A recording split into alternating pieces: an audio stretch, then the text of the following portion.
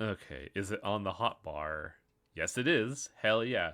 Did I actually prepare ahead of time? Is the question. No.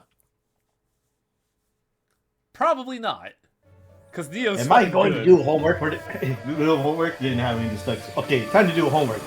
Looks at this thing like this is a Neo 3. What's that? Also, the closest thing. Vintage story. What's that? I I can't need to disagree with you need to catch up with there. Neo. Need to catch up with Neo 3, but I was doing more stuff on Vintage story. Also, I gotta turn down the Yeah, volume. yeah. We have to prepare, get everything ready so we can move on to it. So we can finally start working on the new project my town's working on, and that is the newest mod that we've added. Airships. Nice. Anyways, this is Shadowrun Hong Kong. Uh, we were talking about this earlier over at Chachi's Discord, and we realized, wow, um, Dragonfall had a lot of white human beings in there, not a lot of meta-humans. Hong Kong's gonna change the shit out of that. To wit, let's start a new game where I have to make a new character. A new game. Now, I feel like I have to, not play as Chester, because I think this is happening at roughly the same time, so it'd be weird for Chester to be in Germany and Hong Kong at the same time. So in this case, we're gonna go ahead and use Cassandra instead. Yeah, found me in a very Chinese part of my life. And for once, I'm not gonna use a fucking human. I'm gonna go with troll this time. Just to make sure that some shenanigans, I didn't miss any shenanigans. What were the poll results? Oh yeah, overwhelmingly people want to see the adept. And yeah, the big reason I want to do this is because I was looking at like stuff I want to do and I saw this portrait and I'm like, okay, yeah, this is good. I want this one. This looks dope. Just first one. I mean, like, I changed my mind on Ager, so maybe I will play a troll. I mean, you're not wrong. What did they say that the trolls things were? Low charisma, low intelligence, but willpower and strength, which is basically what we need. Time for a high charisma troll. The rich troll. Hell yeah. We got some new portraits, did we? Oh, this one also looks pretty good, but not what I'm looking for, honestly. Mysterious. And then you have the template swaps. Yeah, the template swaps are funny because it's just like, it's them, the cooler them. Yeah. Yeah, I'm gonna go with this one. Spend your karma. We should probably get some etiquette. Weird. What etiquette should we run? Because I know the nature of how the game starts out, which is making me wonder if I should choose security or not. That depends. What kind of person is Cassandra Harding the troll? Probably not a fucking narc, that's for sure. I mean, security doesn't necessarily mean cop mentality, considering how security tends to be. I seem to recall academic is useful depending on your ending. Well, that kind of defeats the point of a role-playing game. Yeah, because security, if you want security, you can think of it, because security can always mean hired muscle. Well, that could work, yeah. We could go with security. Now the question is, do we get another one? I feel like 2 etiquettes are always a good thing to have, no matter what. Now, what kind of security are you? You want to be like tough by the books security? You want to be a hoodlum security? Nice socialized security. Security, Shadowrun security would be probably like more like on a down low or a smartass. That's the ticket. I feel like given the nature of the character, in comparison to other characters, I think Shadowrunner's the good idea. Because I know I'm going with a little bit of meta knowledge to help establish the nature of the plot.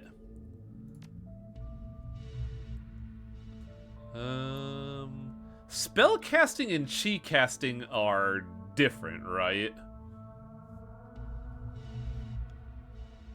Can equip Killing Hands, Dragon Lines Invisible, Magic Resistance. Okay, so I don't have to worry about spell casting. I just have to. What would you say we should get for? Well, first off, I know strength we need.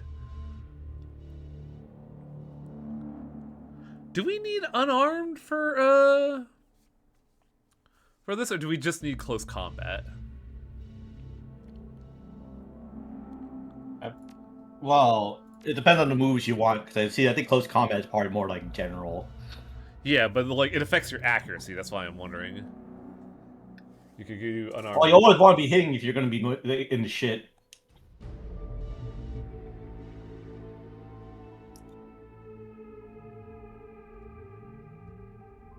Like whatever you're going to be encountering, you want it dead. Let's go. You're going to be up in his face. Let's go up to here for willpower. And then,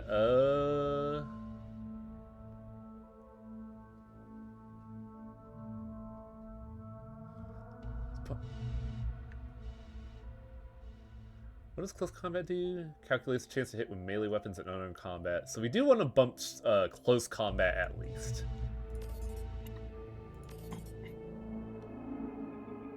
So let's get that up.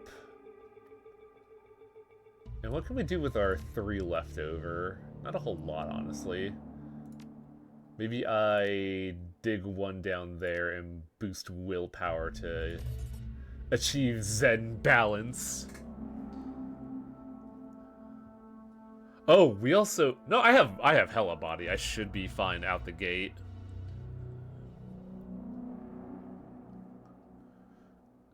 +1 additional instance unlocks Eviscerate for hand, razors, and spurs. Yeah, I think we should be good there. I could get some dodge. Get a little bit of extra dodge to be, you know, nice and safe. Yeah, we'll do it like this. It's remember, Highwing, you're gonna be a melee fighter. You want to get close to when you're gonna be in the thick of things.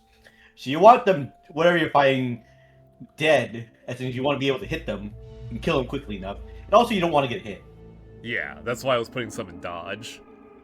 So yeah, we'll lock this in.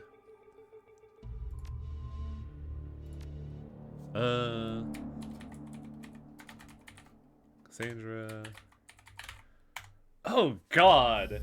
Right, we have a street name in this one. What the fuck would we call? What would be Cassandra's nickname?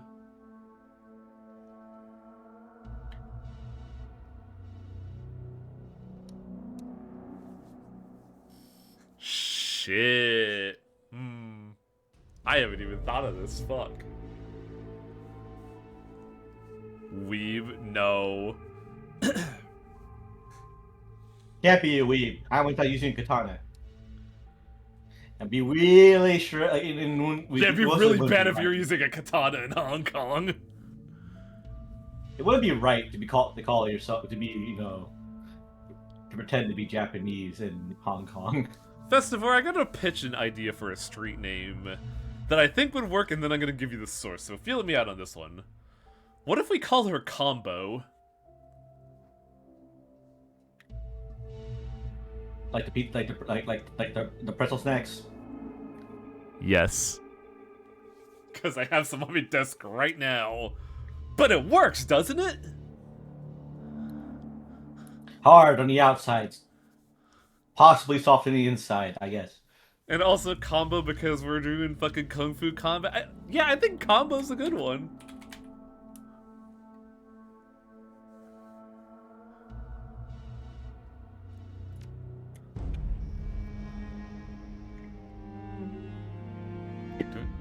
Do we get voice acting for this, or is it just subtitled?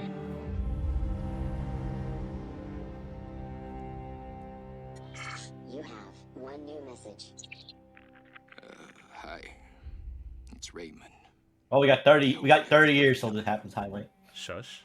Look, I know we haven't spoken in a while, but I need your help. Remember the day I took you and Duncan off the streets? I told you that the past is just a story, that if you can just accept that, your past loses all power over you. Yeah. I was wrong. I'm on my way to Hong Kong now, to finish something I should have faced a long time ago. And I need you with me. I know we're not blood, and we didn't leave things in a good place, but you and Duncan are the only real family I have. Please, if our past means anything to you, meet me in Hong Kong right away. I'll explain more when you get here. I'm begging you.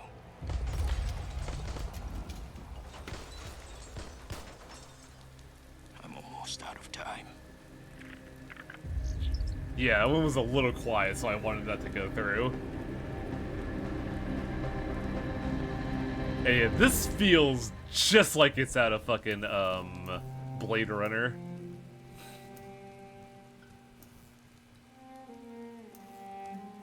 Like, you even have the pyramid in the back and everything.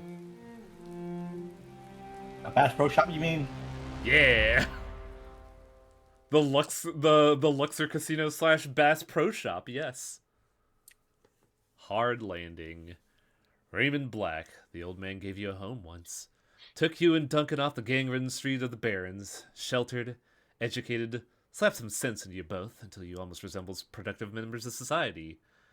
And then you took off, left it all behind, landed behind bars for a time, tried to start a new life after that.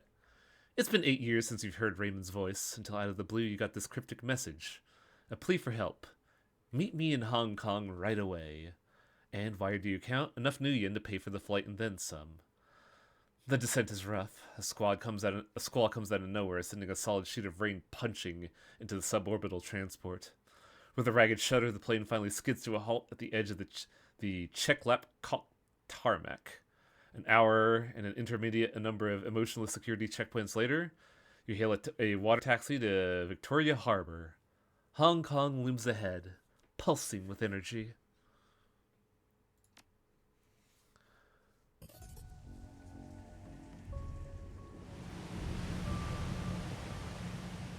You step from the churning of the water taxi to the ponderous rocking of the docks, your stomach lurching at the transition.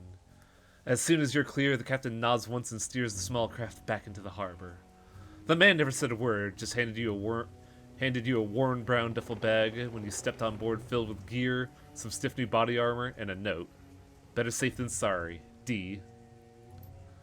Above, smog-thick clouds hang low in the sky, reflecting the lights of the city in a nauseating swirl. The wind changes direction more than once, creating a heady stew of aromas, diesel, sea salt, street food, and filth. It's all you could do to keep your in-flight meal where it belongs. Two figures stand waiting in the dim light of the pier. The first is an orc, lean, with in-your-face muscles and a jaw made to break fists. The second is an elf, one hand resting casually on her hip. Raymond Black is nowhere to be seen. Well, don't you look like shit. Duncan Wu, the closest thing you have to a brother. You haven't seen this man in 8 years. Still as charming as ever. Heh, green's not really your color, Cass. Doesn't go great with that nice new armor I gotcha. Don't know what you're talking about. Must be the harbor lights messing with you. Heh, must be. Guess you still got some of your old fortitude at least. Considering how much synth oil we used to put down, I'd be surprised if you couldn't handle a little chop. Anyway, we gotta go find Raymond. Where is the old man? Never showed up.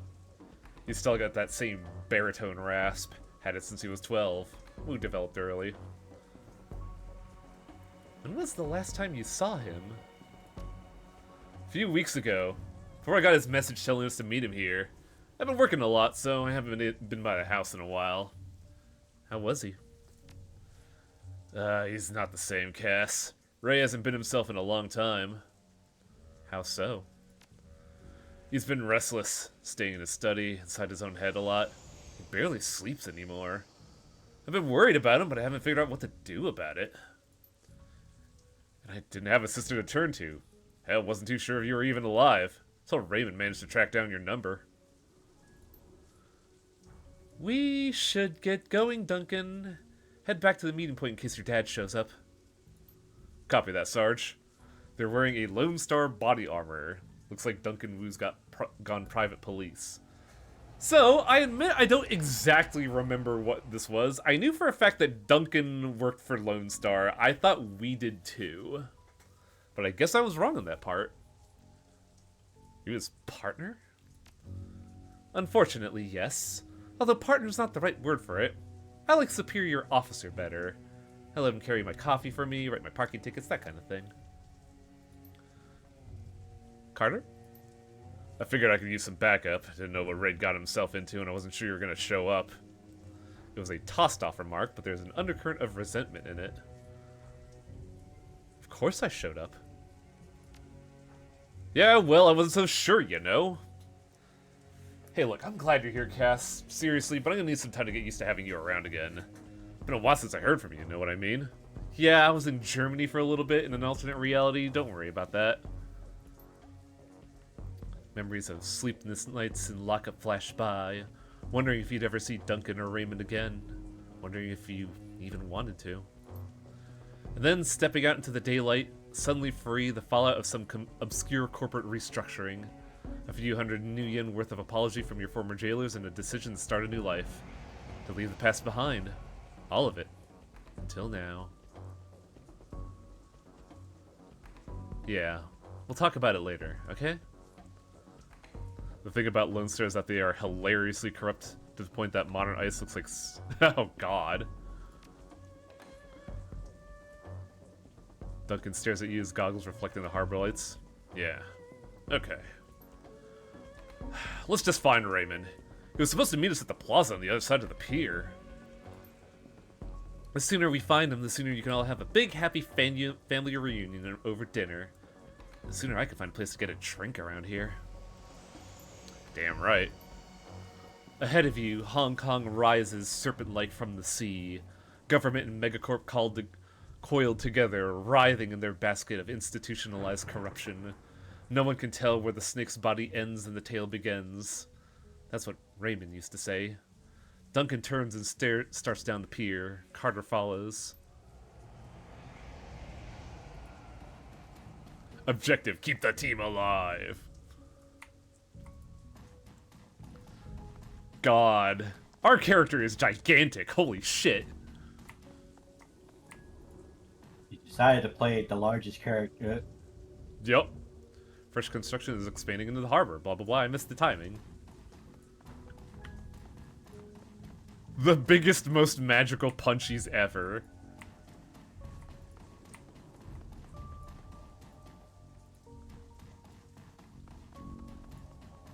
There's a lot of changes. Supposedly, Adept is actually pretty good in this game comparatively. The guard shack at the end of the pier is dark and empty. Duncan gives the gate a push, but it doesn't budge. Huh. It was open earlier. Looks pretty solid. Shouldn't there be someone out here to let us out or something? Small trolls are 6'6", big ones are 10 feet tall. Fuck. Yeah, smells a little funny, don't it? Who knows? It's Hong Kong. Not exactly sure how things work around here. Come on, rookie. We can cut through the construction site. I hate it when you call me that.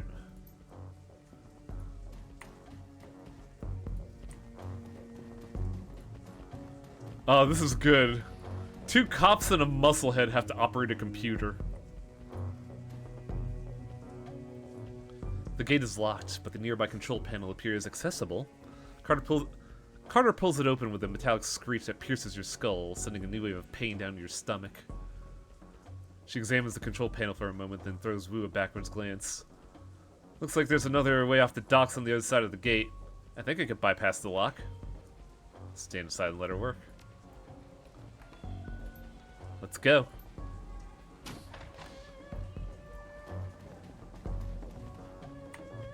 Oh, hey, I could... Oh, right, I'm technically a wizard again. I could see ley lines.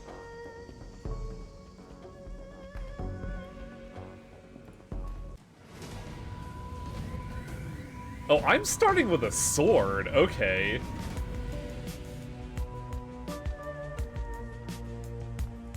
I do like how it points out that it says they're shouting in Cantonese, which immediately speaks volumes of your character.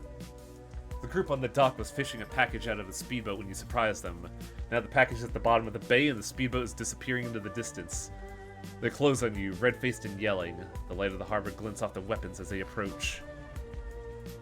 The leader shouts something in Cantonese, but it's too fast for you to make out. You're rusty. It's been years since Raymond's house and the language lessons that wouldn't end. The old man never spoke anything but his native language at home. Wu speaks with authority. His Cantonese is as solid as ever. He never let it drop. You guys doing some late-night fishing? Oh yeah, we're fishing for assholes. Gonna need some better bait. All you're gonna catch with that is trouble.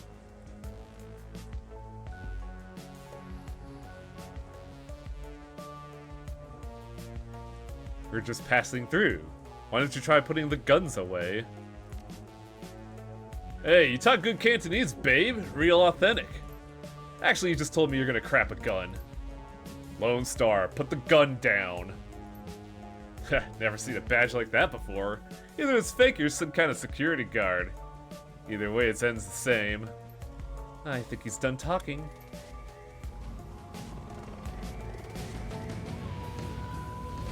Now, what sucks is we're back into AP mode, so this is gonna be miserable for me. But I do have, Killing Hands damage 7. Sword damage 8. Oh wait, this takes 1 AP to activate, so, I could hold off on that and just, chop it. I was allowed to bring a machete on this on an airplane.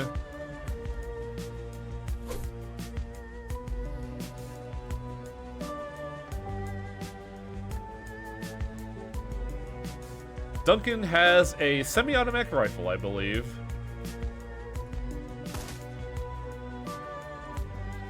Meanwhile, Carter is an actual mage. So it's like I never left home, have some armor combo.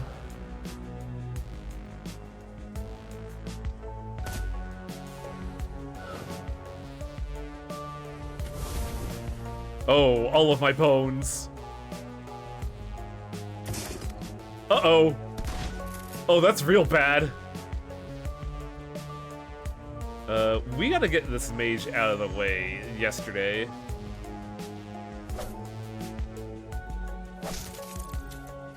Fucking dead. This is definitely where they got a grip of the mechanics and stuff starting to fit. Yep.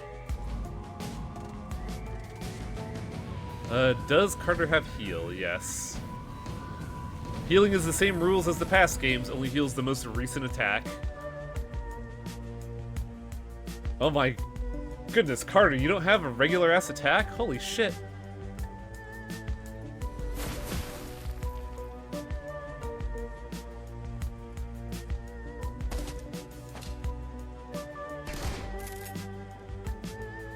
I should probably take care of the shotgunner while I'm at it.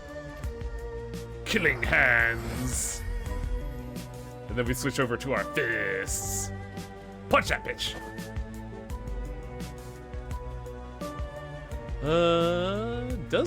He does have burst fire. Oh, that took 2 AP, shit. And kapow.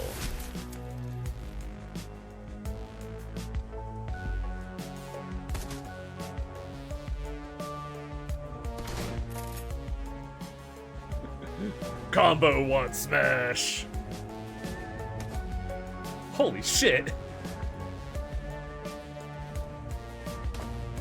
Like, you gotta get the ball rolling, but man, out the gate, this shit whips.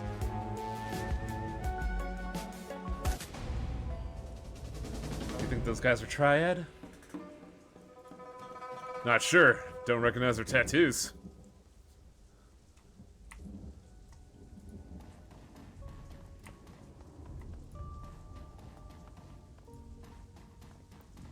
Also, casually taking on a 5v3, no problem.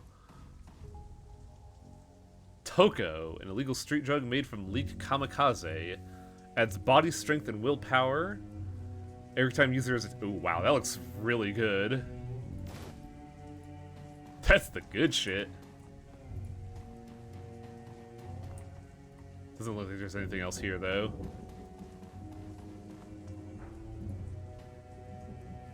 Another gate panel. This one's been vandalized and busted up good. A real nightmare of a repair job. Wu stares at the fence considering. Loops and whorls of great razor wire glitter the lamplight. Looks edged with monofilament. The corpos here don't screw around. Why don't we just cut ourselves an opening? Even if he could, I'd snap back. Even if he could, it'd snap back on you. Ever seen high tension wire whip through a human body? You don't want to. Yeah, we aren't touching it. How about you, Carter? Think you could get the gate open? What do you think? What do you think? It'll take me a few minutes, though. Frowning, she leans in and gets a closer look at the mangled fuse box. A few seconds later, she starts pulling wires and yanking fuses, a look of intense concentration. I thought she was a mage. In Cantonese, Cassandra. In Cantonese, I thought she was a mage. She is. Carter likes to know how things work. She used to be on the bomb squad. We only speak Cantonese from now on, just like we did when we lived at Raymond's. Those endless drills are about to pay off. It's coming back. Won't be a problem. At least you can still handle yourself in a fight. You doubt it? Nope. The silence between you two gets louder, heavier. Then it's broken by a sudden wailing screech. Raymond's hands goes to his holster. The screech is replaced by the sound of grinding wheels. Glancing over the console, you see Carter grinning back at you. Got it! Nice work. The light from the nearby vendor stall stabs into your eyes, triggering a throbbing ache in the back of your skull. You stop short, squinting as rough voices drift on the wind. Where's everyone else? Where's the damn shipment? I haven't seen him yet. There's a guy here. The voice becomes irritated. Long Way's probably waiting for us so we can haul it out of the boat for him. Lazy bastard. Let's just hang out here and let him find us. Looks like we're on a stroll through Smuggler Central. Ugh, these gangsters don't know we're here. We could probably just slip past. Or we could clip them. They're already looking for us. Might be better to take them out now while we got the element of surprise. So, I believe this is only for Hong Kong. There's an ambush mechanic. You could just whip out your weapon and ambush someone.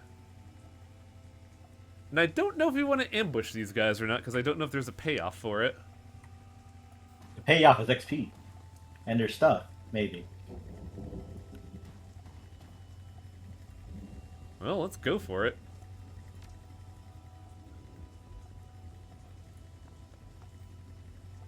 True cop hours. Oh, there's a maze there. Fuck this guy. I'm gonna get him. Listen, Nate, listen. These people may be cops. Well, you may be with two cops. Or are you really is your character a cop? No, but we are in the middle of a headache.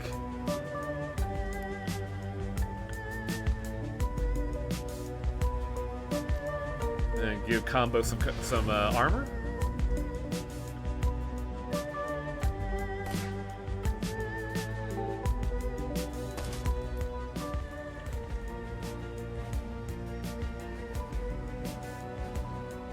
None of them seem particularly threatening, so Let's get in there and punch some people.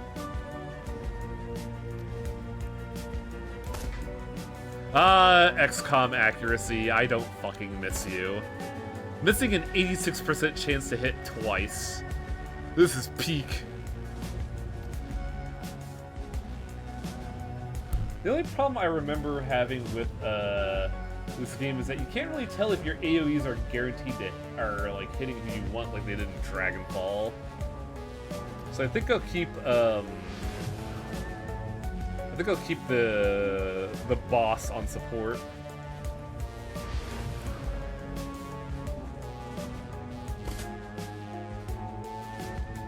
Uh-oh. I know this is good. This is what we want. I'm the belle of the ball, after all. I don't like how close you're getting to the sheriff. Let's punch your fucking lights out.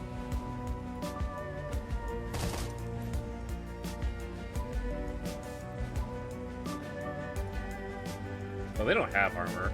What are we doing? Powerball! Oh, that just killed them. Holy shit. I really like this game a lot. It's really good.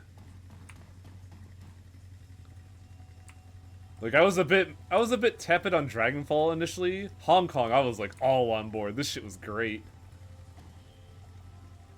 Hey, basic med kit. Gimme.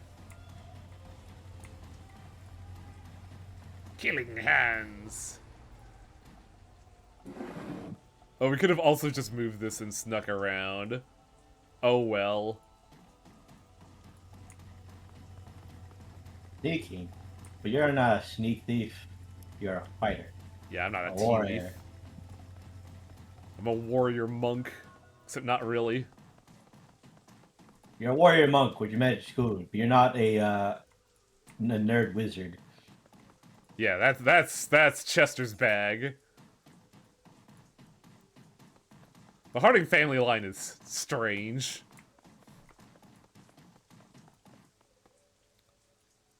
I'm guessing that. Oh, yep, this is the other gang, or this is the team we gotta meet. Crossing the street, you can make out the four shadowy figures loitering in the plaza ahead: troll, orc, dwarf, and elf. 2 men, 2 women. They're different from smugglers on the dock. Alert, poised, professional. You can see they've made a token attempt to conceal their weapons. The unspoken message is clear. We're strapped. Mind your manners.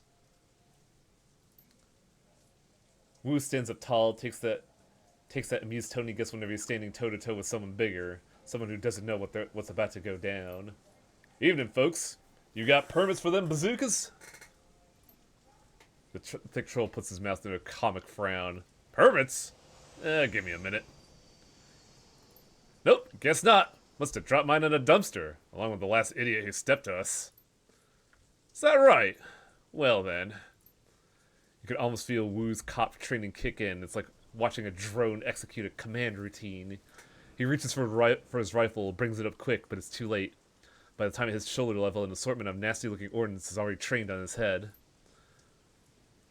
Carter backs him up. She whips her arm forward, fists blazing with magical fire. Her eyes sweep the scene, darting from one figure to another. All right, everyone. Be cool. A little late for that, isn't it? How about no one do anything stupid? We just want to talk. Oh, I can see that. Your buddies are totally chill. Something we could do for you, officer? Wu's jaws tighten, but his tone stays cool and controlled. I'm looking for an old man, Raymond Black. We were supposed to meet him here. You know him? Uh-huh. Where is he? Easy, Duncan. That's right. Easy, Duncan. Your friend Raymond never showed. We've been waiting for the better part of an hour. Think everyone could put their guns down? I don't think so. Not till I get some answers. Oh my god, dude. Like, why is a group of heavily armed assholes meeting a little old man in front of a construction site? We do odd jobs. For money. What kind of jobs? Odd jobs. This and that. Keep talking. He needed friends, the heavily armored kind. The old man hired us to take you all on a little excursion. Hired you? They're an odd assortment. A cybered-up troll, an orc girl with magical fetishes, a dwarf with a cyber tech, and a tall man standing behind them, inscrutable. All with guns trained on Wu. You're Shadowrunners. Mm-hmm. This is bullshit.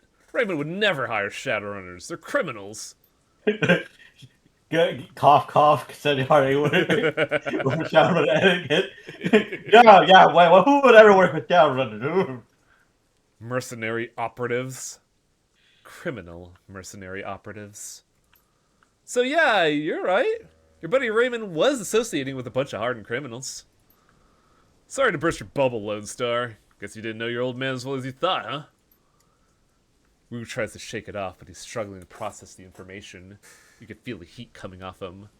The runners sense it too, and they tense up tight. They're keyed on Duncan, their guns are big. The looks on their face make it clear. One wrong bead of sweat and Wu's going down in a red mist. Let's all stay focused. No need for this to get ugly. We're here to find Raymond. These are the people that could help us do that. What were you hired to do? The old man wanted us to take him to Kowloon Walled City. You, too. You know the Walled City? Slum, right? I heard of it. It's a shithole. The worst slum in the Eastern Hemisphere. We get it. It's a real bad place. Now, why would a little old man pay you to take him there? Wouldn't say. Mumbled a lot, too. Just kept rambling on and on about how he had to get in. Under ordinary circumstances, I never would have accepted the gig. The Walled City's the last place I want to go. Both the old man rolled up in a truckload of new yen, and you gotta eat, right? Wu risks a glance at you. His Duncan remains trained on the Shadowrunners, but a flicker of uncertainty plays across his face. Let's say we believe you. What now? Okay, gang. I'll tell you what. We're gonna put our guns down. Oh!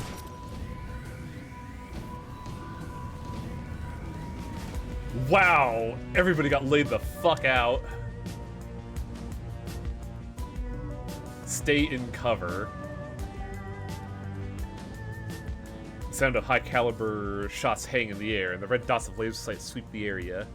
Carter, the troll, and the silent elf lie dead in the widening pools of blood. Their heads broken open like melons dropping from a 4-story building. Nightjar! Come on, big man, talk to me! No. Oh shit, this isn't good! This is the police. Lay down your weapons, put your hands behind your head, and come out where we can see you. Duncan Wu, Cassandra Harding, come out where we can see you. You have 3 seconds. Stand down, damn it! I'm law enforcement, Lone Star! He's driven into cover by a deep hail of gunfire. Save your breath, they're not listening. Use your eyes, man! Those bastards aren't here to make arrests! We need a way out of here now. Everyone pipe down, just give me a minute. The rat girl stares at the ground intently as if listening, then her brows furrowed. Her eyes go beady and her nose wrinkles up. She begins to sway back and forth, lips moving soundlessly. Okay, I got a way out. It's at the end of the street. Everyone, come on! Everyone? We don't need those rent-a-cops. Gobbet, we're the only ones? Their extra firepower is... I got us an exit. Once we get past the heat, we can shoot our way out of this town. If nothing else, they can soak up a few bullets for us. Just stick to cover and keep close. There's a door down the street that leads to a back alley. That's our exit. If you fall behind, you're left behind. Man, Gobbet's a lot more on point than I remember.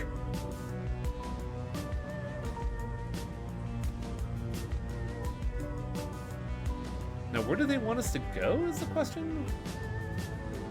We gotta get there, and I'm assuming we go through back alleys, because we are not going into that death column.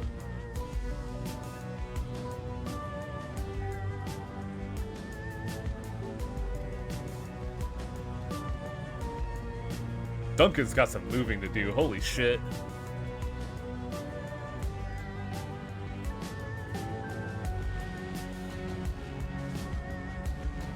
As guess we'll get her here, since I don't think anyone's actually this side.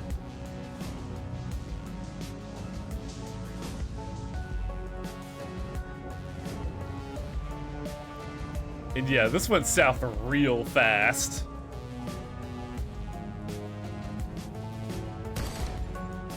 Oh, they have piercing line shot. That sniper means business. Stay in cover!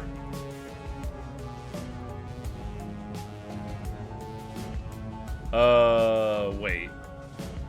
Did I fuck this up?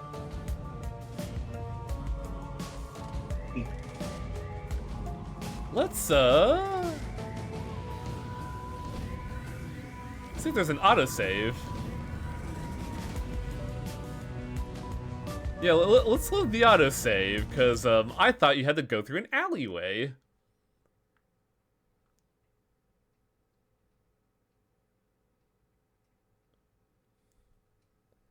It said 7:44, so it should be, like, just before the mission started.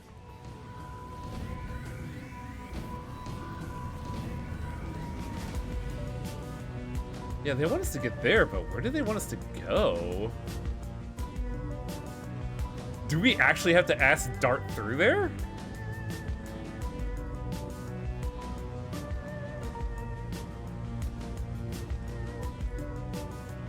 Oh boy, this sucks. And I don't think I have any defensive spells at the moment. Enforcer, Captain, Guard.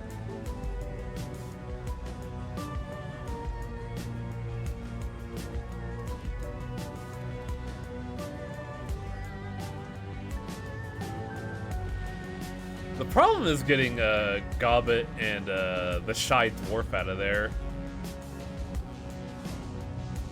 So this does present an interesting opportunity.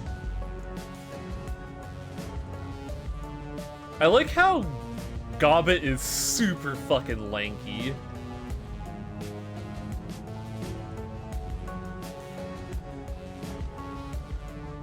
How am I gonna do this? Well, here's cover. This should get us. That being an RPG, just didn't get her broken.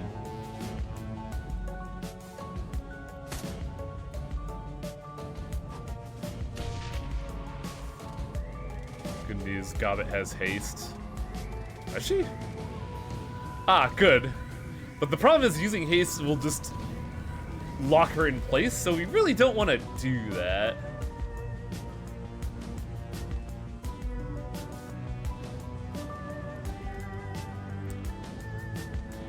Oh geez, how are we supposed to punch through that?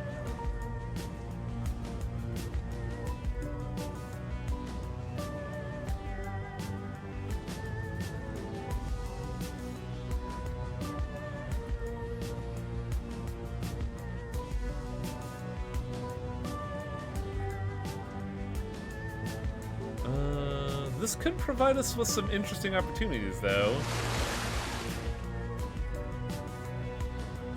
Oh, this thing starts with 4 AP. Holy shit.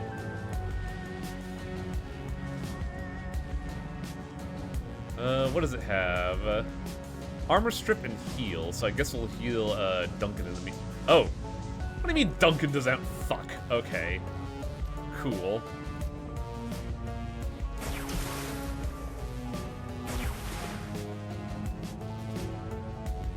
Now the awkward situation is that, quote-unquote Shy Dwarf is a Decker, which means her guns aren't that hot. But she does have a micro-grenade launcher.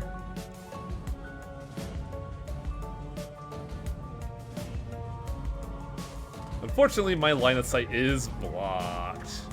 Which rules. Interesting, I could hack their... I could hack their, motorcycles, but what would that do?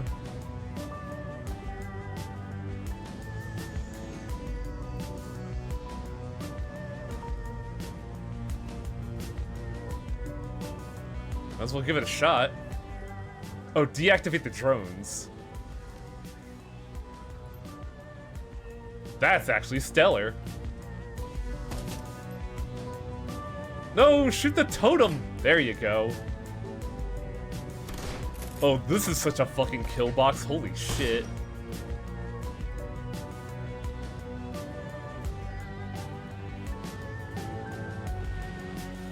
And they have a Conjurer.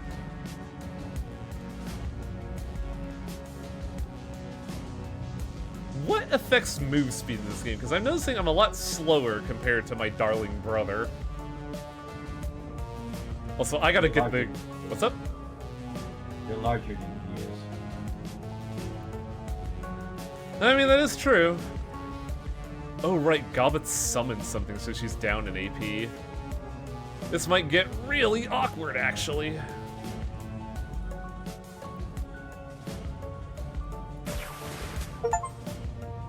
Kill 20 enemies. What do you mean kill 20 enemies with magic spells? I just started playing the game.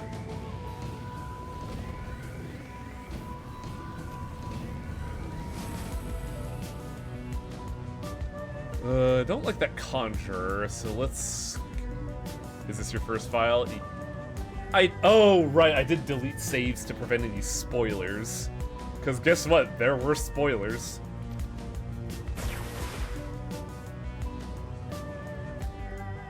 How's Gobbet gonna get there is the question.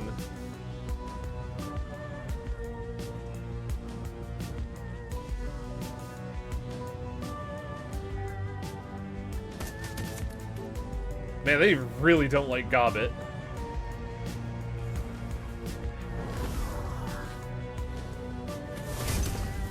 Oh, that's real bad, actually. Slow movement, fuck you. And the burn covered my wounds. Oh, it's so rude.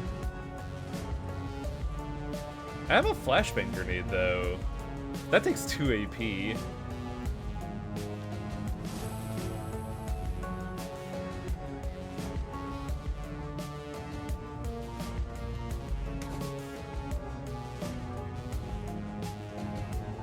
Oh, interesting. If you flank someone, they lose their cover.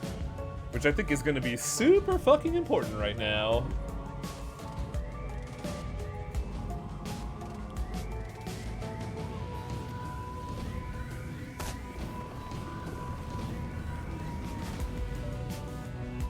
Did we lose the water spirit? When did that happen?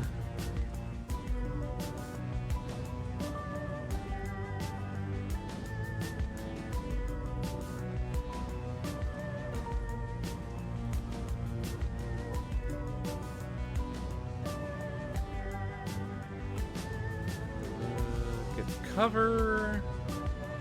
And,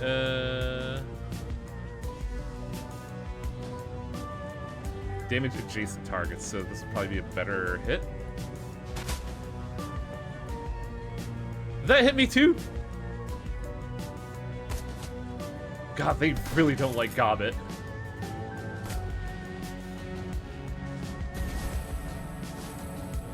God, we are down 2 trauma kits. Am I down?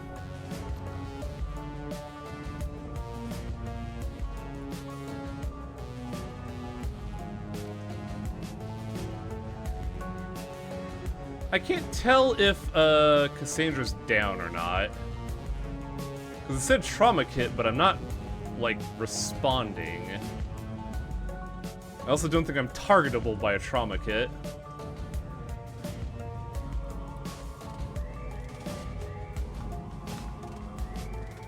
Fortunate. Yeah, it shows a cross, but I don't know if that means I'm revived or not.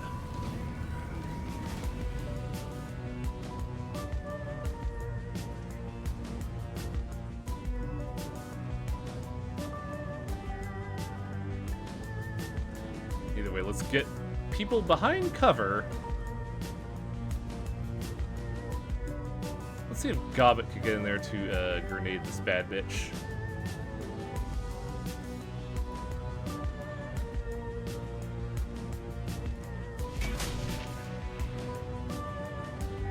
Alright, that takes care of that.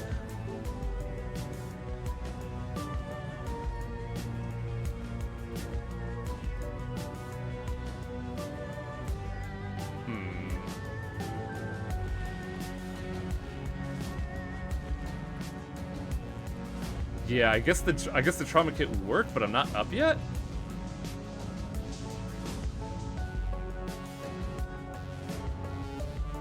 I don't remember this being so brutal at the start. Holy shit. Okay, so I did get back up.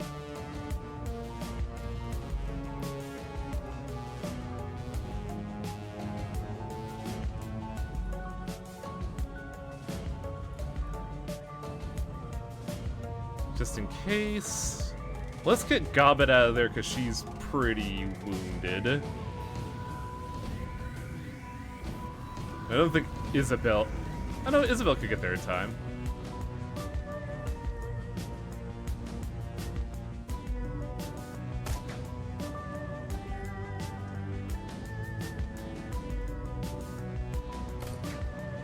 Ooh, they really... Oh, geez, there were others. Getting the fuck out of there. I didn't realize there was a third firing line.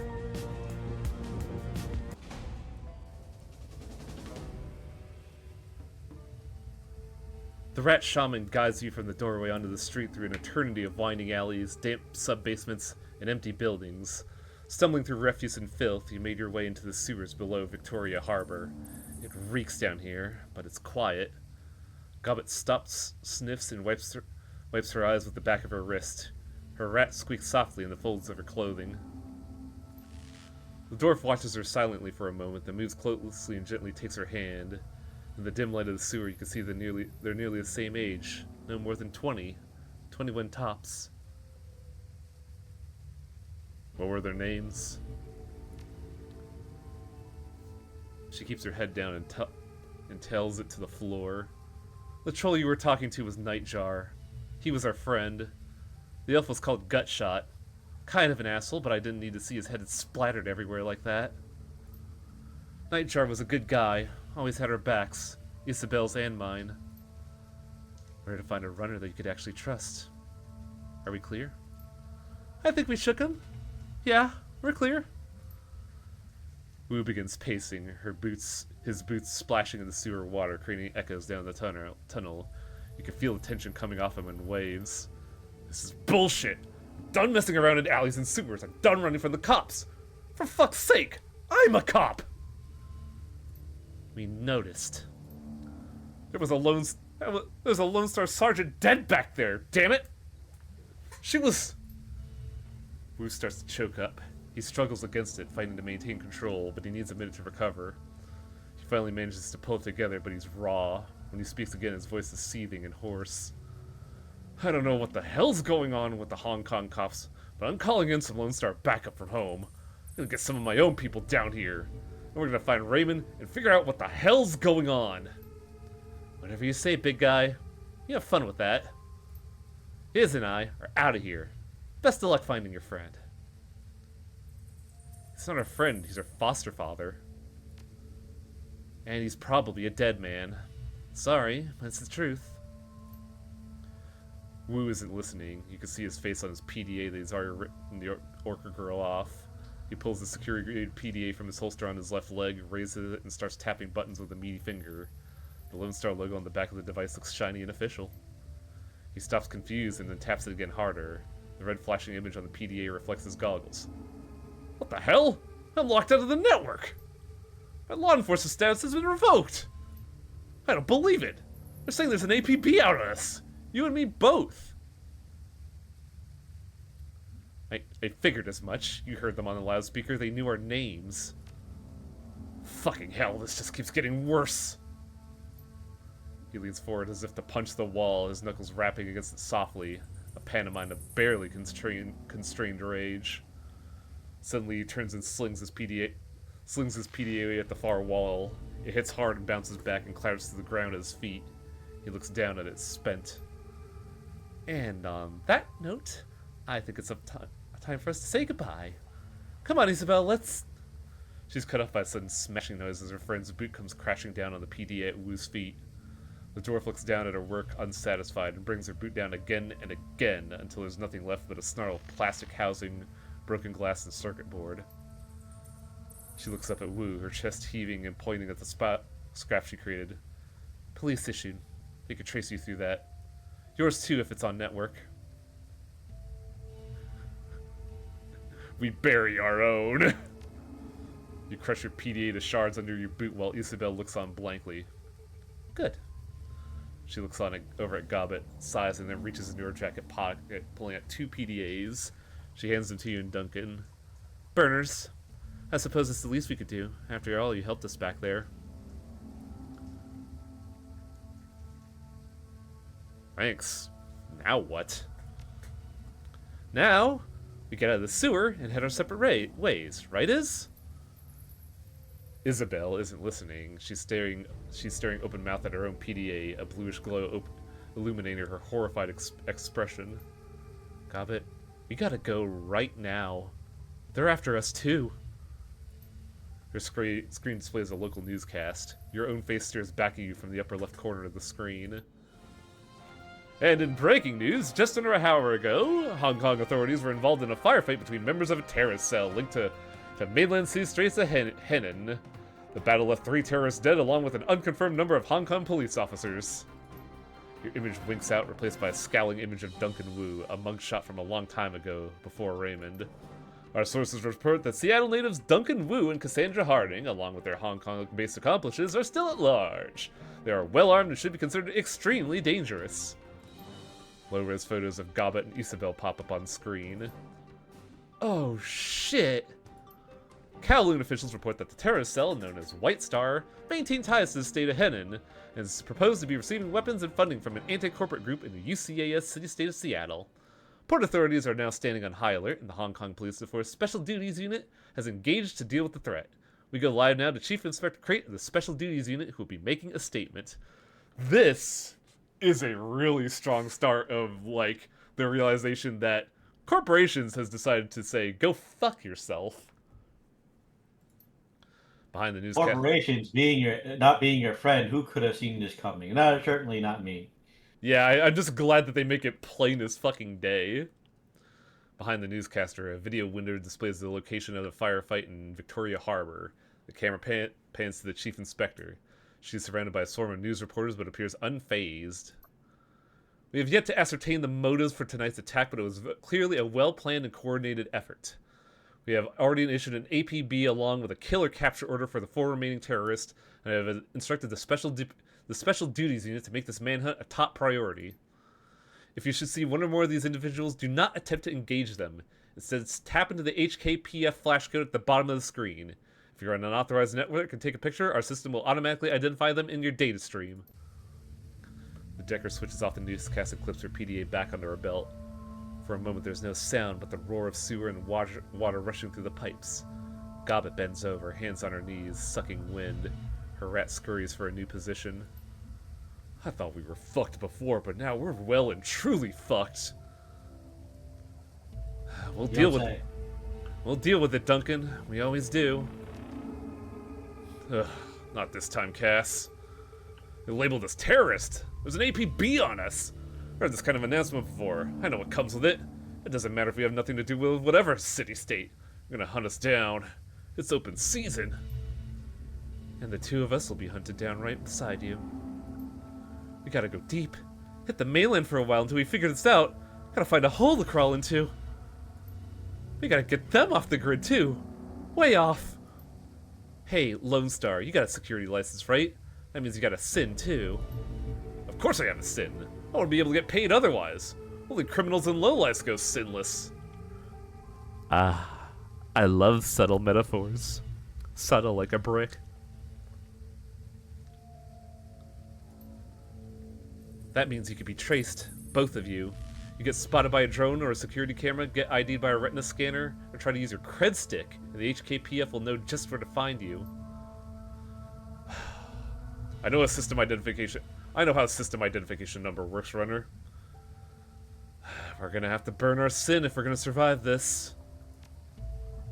Got that right, Seattle.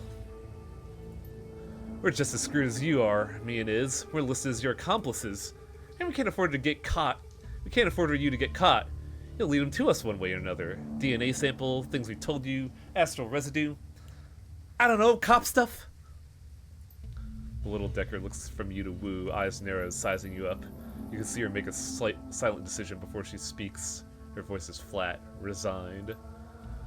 We need to get your sins burned, delete you from the record books. All of them. All of them? Whoa, wait a minute! You want us to just erase our identities? Beyond the fact that that's just insane, where would we even work? If we burn our sins, go off the grid like that, won't they just redouble their efforts? Condescendence seeps its way into Isabel's dry tone. Imagine playing a game of hide-and-seek with a siren strapped to your head. Would you rather try to hide with the siren, or the siren conspicuously absent?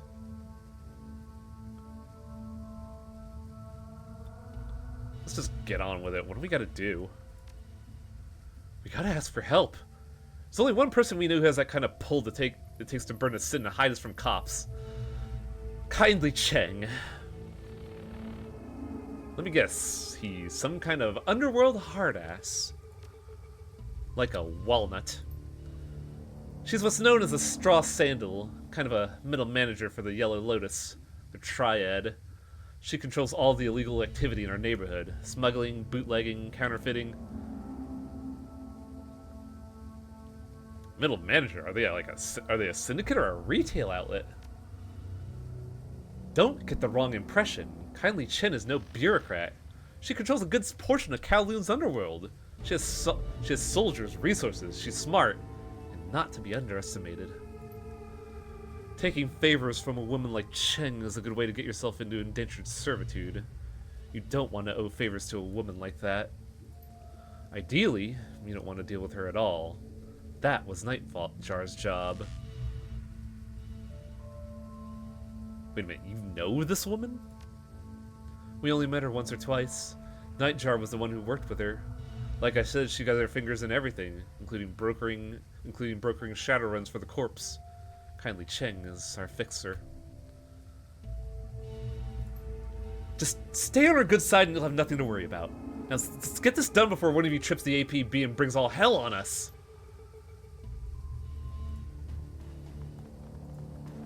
This is gonna be incredibly awkward when most of the main cast is women and I have to do the lines like this. Boy howdy.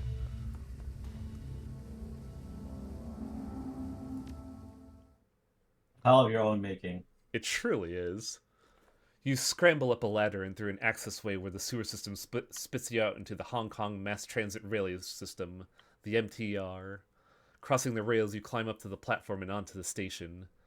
Above you is Heoi, where the rat shaman and the little Decker plan to plead your case to Kindly Cheng, the one woman they know who can help you get underground and off the grid fast. But there will be a price. Cheng is a triad boss, whose favors tend to come with strings attached. The sounds of a waterfront at night leak down from the stairway to the surface. Peering up the steps, you can catch a glimpse of the night sky, overcast and low.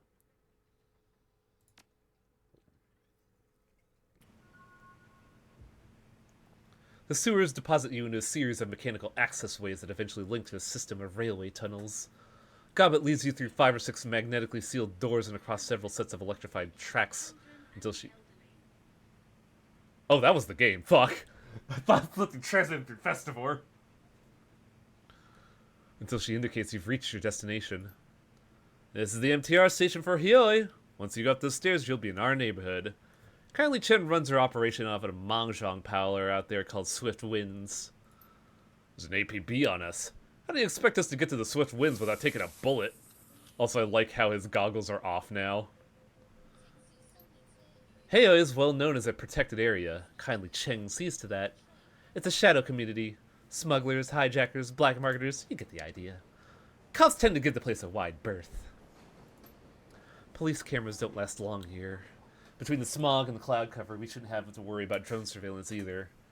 The HKPF won't find you, not if you follow our lead. Okay, now here's how things are gonna work. You can't get an audience with Cheng until we secure you an invitation. So me and Iz are gonna go ahead and pay our respects. Then we'll request that she sees you. Politely. How do we get an invitation? We kiss ass until it shines. That's about the size of it.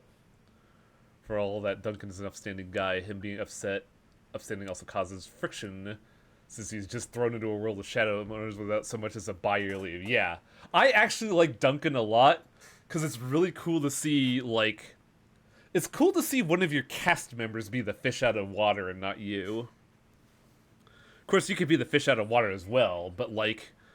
The cast in this game is incredibly well balanced, and I think Duncan is a solid character. One more thing. Kylie Cheng is a dangerous woman. She may seem friendly, but don't let your guard down. And whatever you do, do not disrespect her. Got it. That's it. We'll go ahead and smooth the way. Just give us a few minutes head start and don't talk to anyone. Why don't we just go with you? Because no one knows you here, and outsiders aren't welcome in Hioi. There are implications that your character in Hong Kong is ex-corpo that got downsized, so... That's kind of why I thought we were Lone Star initially. Plus, your friend here radiates cop. Cops are even less welcome down here. And you're not exactly ordinary either, are you? I like to think I got a certain flair. Yeah, that's what I'm talking about. If people see us strolling through town together with no prior explanation, we might not make it to the mahjong parlor. I get it. That's good. You catch on real quick. We need your sins burned as badly as you do. We need to figure out a way out of this shit, or we're all dead. See you at the mahjong parlor. The Shadowrunner's footsteps quickly fall away, and you're left alone with Wu. He grunts something unintelligible and begins panther stalking back and forth again, boot prints of sewer water and muck marking his path on the subway. Minutes pass. Wu stops his pacing and runs both hands over his face, groaning a sound of anxiety and disgust. It dissipates and he stands there silently, hands covering his face and shoulders shaking with emotion. Then he begins to laugh. It's a laugh that comes from God. I don't know how it looks on stream, but it's pretty small on my end. I thought down said clown, so I thought it was laughing clown deep and got really confused. He's been turned into the Joker immediately. I can't believe it. Yeah, when you get fired from your job, you instantly Jokerify. It's law. But the barrier holds. Wu focuses, taking control of his breathing, and the laughter begins to slow. He becomes himself again. Oh my god, Cass, are you fucking kidding me? What the hell are we doing here? How did we get into this? I think I'm gonna lose it. Bullshit, you're a rock. Nah, that feels mean. Go ahead, we're alone. Wu walks to the wall of the subway station silently. He stands there for a moment lost in thought, and then his fist explodes into a flurry of punches. He hits the wall hard, sending plaster crumbling to the floor at his feet. The orc breathes heavily for a moment, head down on his hips, spent. Carter's dead, Cass. They fucking ended her. I don't know what I'm gonna do now. Sounds like she was more than just your partner. More than just a partner? Of course she was. She was my training officer, you idiot. My mentor. I didn't mean anything by it. Carter was my partner. She had my back. Do you understand how important that is? What it means to lose that? When you're out there on the streets facing down a food fight, you need to know someone's looking out for you. That you're standing next to someone you could depend on. That was Carter. And she was like my compass, my anchor or some shit. She kept me, I don't know, sane. Duncan and Iger would go well together like a house on fire. Yeah. Sounds like a good woman. Don't patronize me. Screw it. Whatever she was, I'm throwing her down the memory hole. Know why? Because it doesn't matter now. Because we're gonna burn our sins, Cassandra. Do you get what that means? The moment we do that, we're dead. To the world, we're dead. Wiped clean. Raymond, the house we grew up in, my career, Carter, all gone. No home, no money, no identity, nothing. We're nobody.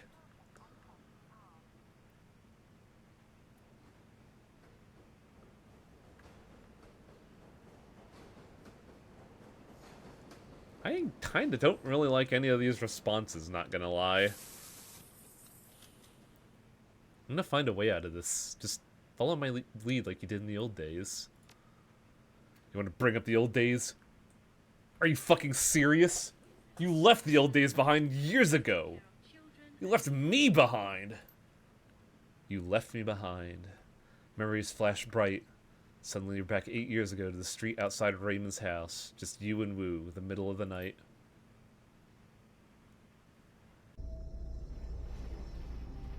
You can't just leave like this, Cassandra. What am I gonna say to Raymond? You know how he is. Yeah, I know how he is. Inflexible. Exactly. We're breaking one of his rules just being outside the house after curfew. What's so important that you have to run out now in the middle of the night without even letting Raymond know why?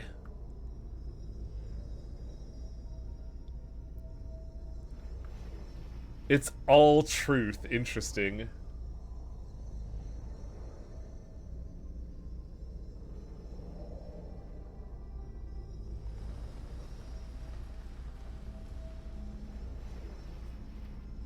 I like how all of these don't make you out to be justified. It just sets a bedrock for, like, why Duncan is gonna be upset with you.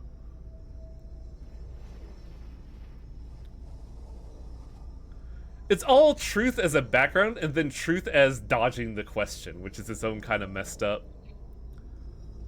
I got a friend in a bind, Duncan. That's all I could say. I gotta help. I thought I knew all your friends. I don't like this, Cass.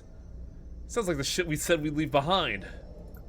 Look, whatever is going on, I can tell you one thing. Raymond will not approve.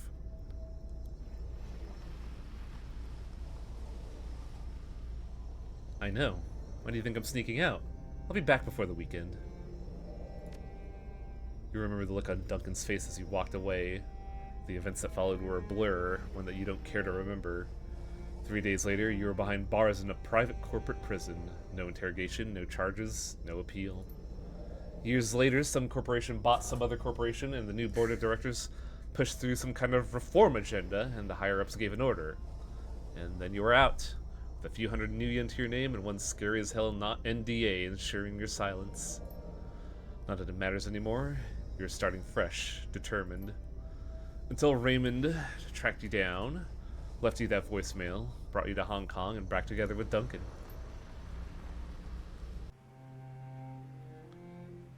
You realize that Wu's been staring at you. Now let's hear it.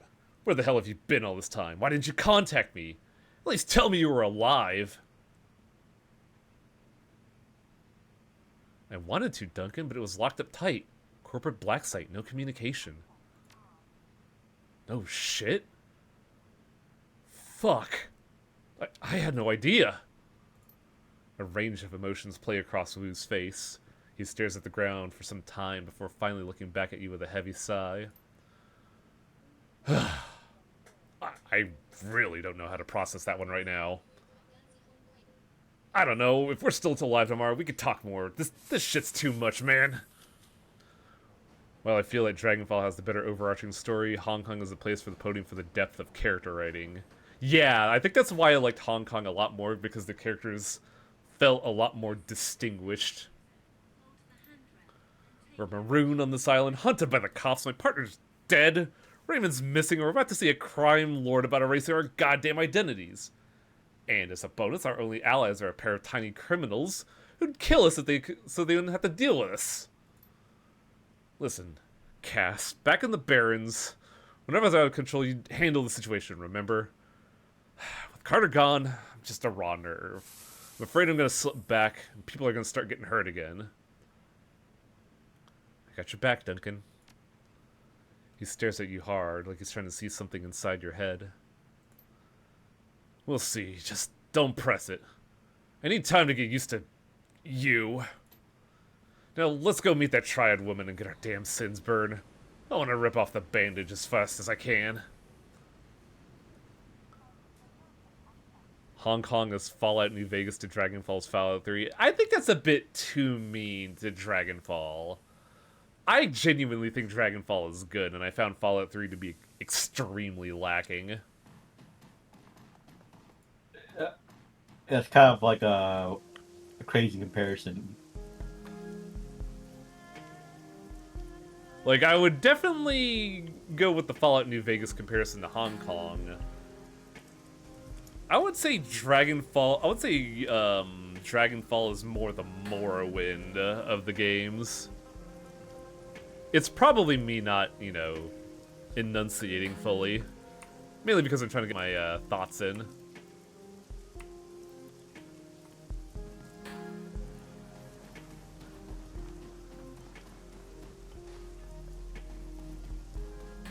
DMS would yeah, I would say DMS is the Fallout 3.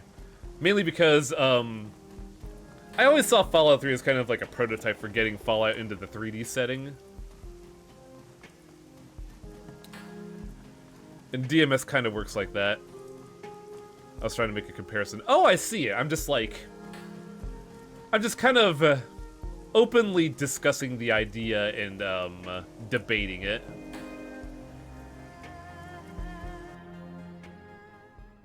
The swift wind's mahjong parlor are filled with the stink of cigarette smoke, the incessant click-clack of tiles, and the grim faces of hardened gamblers.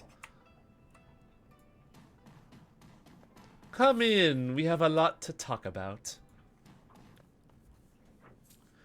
You could feel every eye in the room as you cross the mahjong parlor to the middle-aged woman sitting patiently at its end. The click-clack of ivory-colored tiles stop, hands stray beneath tables into jacket pockets and behind backs. The woman has the face of a prison guard and the demeanor of an inmate. Her salt and pepper hair is pulled into an iron-hard bun, and beneath it, two shiny black eyes offer nothing. Buttons sewn on a doll. A nearly empty bottle of something foul rests on her mahjong table, nestled between a pair of dirty shot glasses. Tiny puddles of brown linger at their bottoms. Gobbet and Isabel stand on the other side of the table, heads lowered, shoulders slumped, hands clasped. They risk a frightened glance at you as you approach. Kindly Chain's voice is naval and rusty mean. My little pair of fuck-ups here told me about what happened at the docks. She dips a pinky into the shot glass, brings it to her mouth, removes it with a sharp smack. How two of my best runners had their heads put out. How you need protection, and how you need to get your identities right before you get yours put out too. Potentially leading the heat to my front door, placing me and everyone in my employ in danger. So wise, so very wise. We're sorry, Auntie. We thought... You mustn't speak until spoken to, Gobbet dear. And since you are one short hair away from being dumped into the river chained to Isabel's corpse, I suggest you let your new friends here do the talking for a while. Does that make sense to you, dear? Yes, Auntie. Very good. You learned so quickly.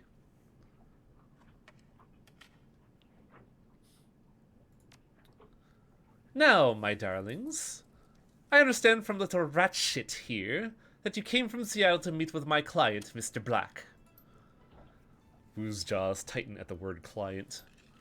But before you could find him, the HKPF started splattering gray matter everywhere and everything went to shit. And now you need your sins burned so you can disappear before you end up dead too. Is that right? Yes, ma'am. Very good. Why don't we start by telling me who you are? My name is Harding. And have you got a first name, a profession? I mean, do you want me to erase your You want me to erase your identities, don't you, dear? I need to know who you are first. Cassandra, close combat specialist. The magical kind. Mm-hmm. You'd like to get up close and personal with your killing. And how did you become an adept?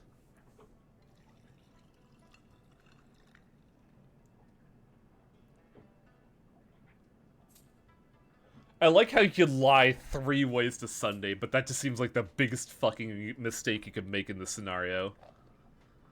Picked it up young. I've been in a cooler for a few. Still can't believe it. Kylie Chen whips her head towards Wu, a nasty retort already on her lips.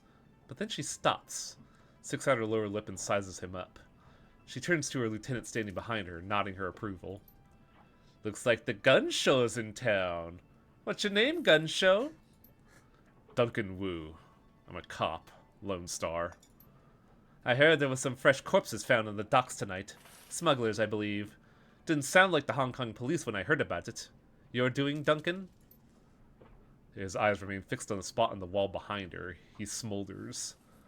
I identified myself as Lone Star, but they wouldn't stand down. They had weapons. It was self-defense. I don't care. They weren't my people. But now I know you're a life-taker, gun show. You and your friend here. But now I'm curious. Why were you meeting Raymond Black on the docks tonight? He was our father. That makes her pause. Chen lifts her bottle of swill and eyes the label, connecting the dots in her head. Interesting. Sorry, kids, but he was looking like shit when I last saw him. Eyes half open, dark circles around them, dragging his feet, the whole bit. Your foster daddy was in a bad place. Sounds like he wasn't sleeping. Could be. From what he said, it sounded like he was having nightmares. He would stop in the middle of a sentence and mutter something to himself. One time it was about the walls breathing or something. Another it was about teeth. Thousands of teeth. Oh, that's fucking weird, dude. I remember him drifting off near the end of our meeting. It looked like he was off somewhere else in his head. He said, I left prosperity there. The Nightjar put his hands on Mr. Black's shoulder, asked him why he wanted to go into the walled city so badly. That brought him back. When your old man opened his eyes, they were full of tears. Then he muttered something else I couldn't make out. Your daddy got really irritating after a while. What do you think it means? I have no fucking clue. Alright, let's get to it. You two need your sins burned and done fast. Hong Kong's dragnets are bad news. When they roll in force. APCs, heavy armor, weapons, sorcerers, the whole shit. And they aren't coming to arrest you. The good news is I could help you. With a wave of my hand, I could have your sins disappear. But you need to understand, my darlings, is that what you're asking for is not a simple request. Burning a sin isn't deleting a number. It's wiping all reference to that from the world's largest databases. I think we're at 6 women so far in this plot. It's crazy. It's masking your mugshot in their facial recognition database, so the first camera you walk past doesn't bring them down on you like a ton of bricks. It's covering your fucking tracks, so the act of burning your sins doesn't lead them right to us. It requires contacts in numerous corporations and the UACAS government. It requires someone like me. Therefore, I need you to make a choice. Do I kill you and dispose your bodies before the cops come looking for you, or do I help burn your sin? You may want to think about your rep as a fixer. 2 of your runners were taken down by cops and you have no fucking idea why.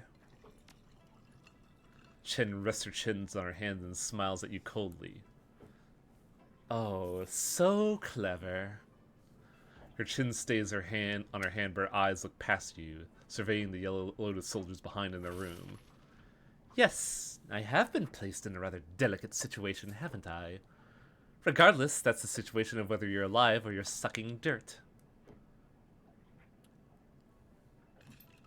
She stares at you for a long moment, chin still on hand, thinking. Taps her ash on the floor without taking her eyes off you. A low, reluctant growl rumbles somewhere deep within her throat. You live. You're clever. And I like that. I'll put your sin to the torch. However, I need to call in several valuable favors within my network to do it. They don't come cheap. You will owe me. What do you want us to do? I want you to deliver a message to me, to a business associate in Walled City. The Yellow Lotus has a strong presence inside, Cassandra. Oh wow, I misread that entirely, fuck. The Yellow Lotus has a strong presence inside, Cassandra. Isabel could tell you all about it, can't you, dear? She grew up in the Walled City.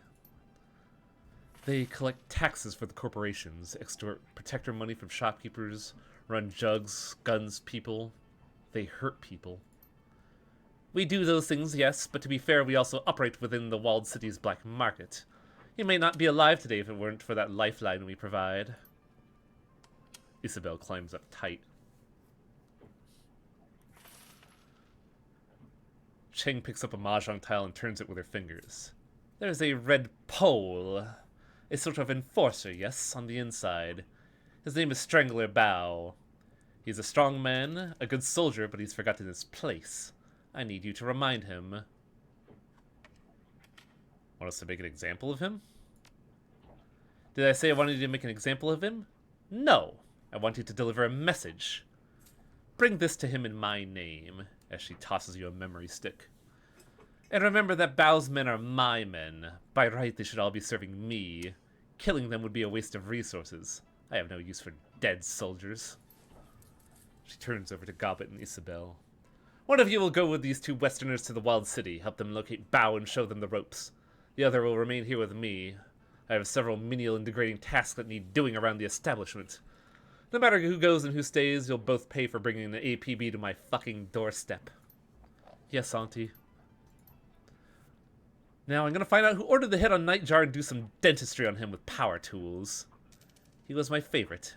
He sang to me sometimes. That other one I don't give a fuck about. Gutshot was an asshole.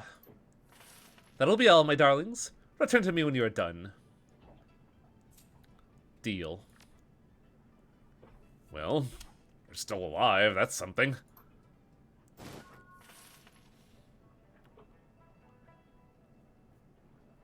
Do we get to choose who goes with us, or is it just determined for us? Because it sounds like Isabel's coming with us. Also, I have a lot of karma. Holy shit.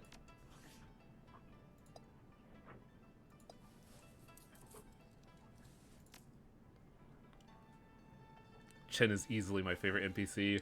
She's great. Like, holy shit. Like, the perfect mob boss for the scenario.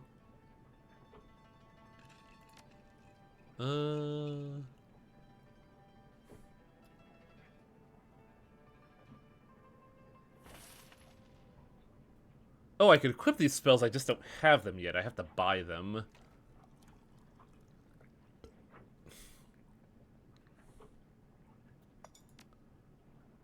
Since I'm going to be on the front lines, I should probably increase my body in the meantime.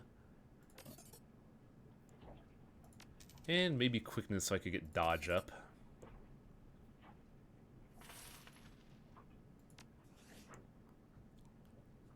I remember there was something in Charisma that could be useful, the totems that could give you passive effects. Really?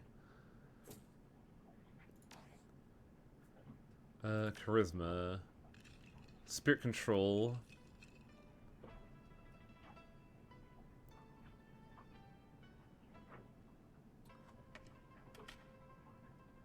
I don't really see that, but also my Charisma is limited to 6. So I don't think I'm going to be getting much out of Charisma. Third point in Spirit Summoning. Totem choice available. Interesting.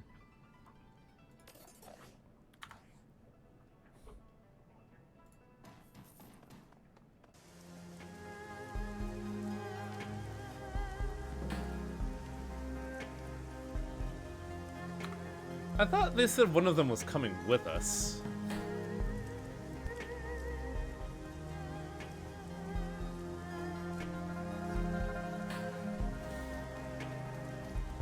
I'm gonna go back and see if I can talk to Gobbet or Isabel. Though it doesn't really look like it.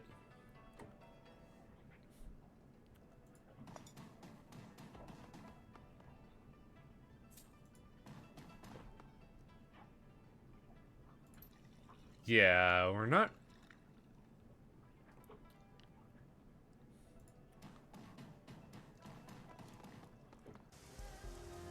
Pick fish to make yourself 10% harder to hit.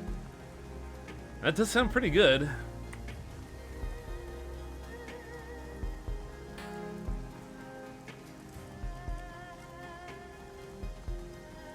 Leopard also sounds pretty good just because I feel like I'm gonna need movement. The thug taps his earpiece, gestures with his head. Auntie Cheng said you'd be coming. You could pass. Uh-huh. Oh yeah, choosing your team. I think for this one, Gobbet's probably going to be our best bet. I'm not biased or anything. Now you bring in your good buddy Panzer. Wait a second. Unfortunately, Panzerdrone is probably pretty pissed at Chester right now.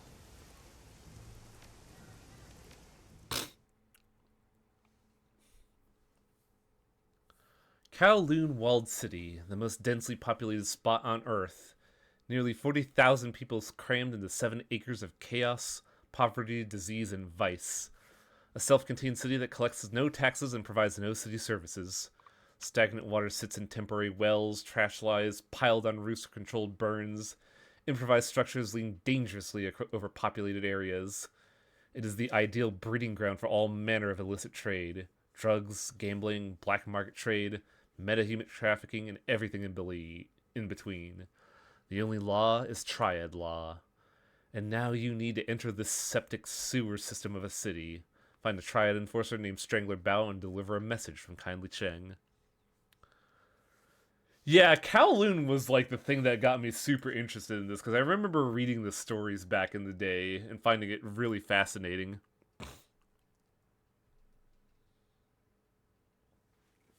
About Isabel myself. My logic was I don't think a hacker was needed in Kowloon because of how nothing is there. So I figure it'd be better to have someone with more renewable resources and combat capabilities. There are situations where Isabel will be useful. I don't think it's going to be here. Foul, oily water rains down from above, mixes with the filth and offal with the swill of the streets, and as it turns into a flowing slurry of unrecognizable sewage. In the distance, the sounds of back alley activity add to the ambience of your arrival.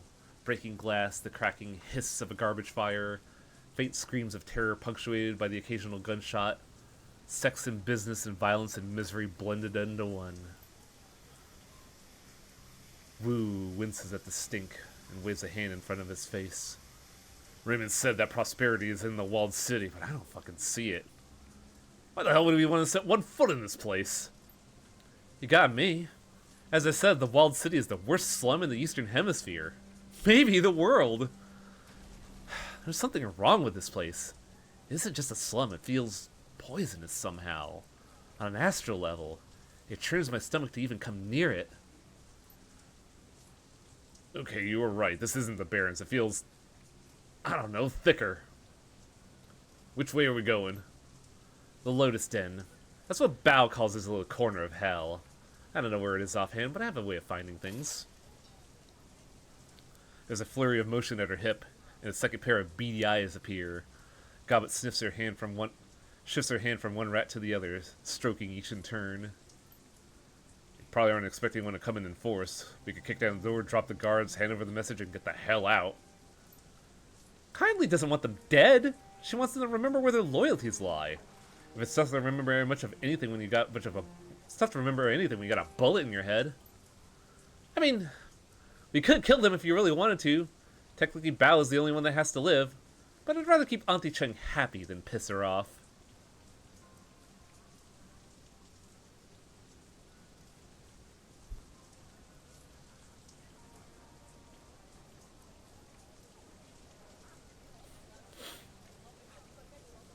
This group's safety is my biggest concern. We don't need to risk our necks for a bunch of triad thugs.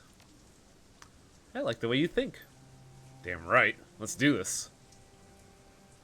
You could really tell that they put a lot of detail into things, namely that Duncan gets 2 portraits. It's not a hard thing to do, especially if you know how to, if you're like good with art and no Photoshop layers. But I like the detail that Duncan gets a face-on, face-off portrait set up. And yeah, welcome to the shit, aka Kowloon Walled City. This is an optimistic look of the place. And when I say optimistic, you have elbow room here. Because the original Kowloon, there was no wiggle room. Like, I was joking about this when searching for apartments, but for Kowloon City, 90 square feet of living space is a luxury.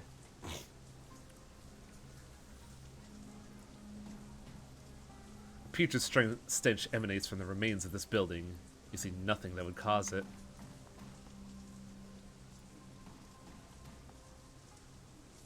Clothing! I have good quality clothing for sale. Ever hear anyone say prosperity is in the walled city? Prosperity? I don't know what that means. Well, later, lady. Look up the Shadow Hearts version for a more accurate Kowloon. Yeah, we went there for, I believe, the original Shadow Hearts. But I don't remember what the dungeon looked like. So why do I have it at? Oh, I see.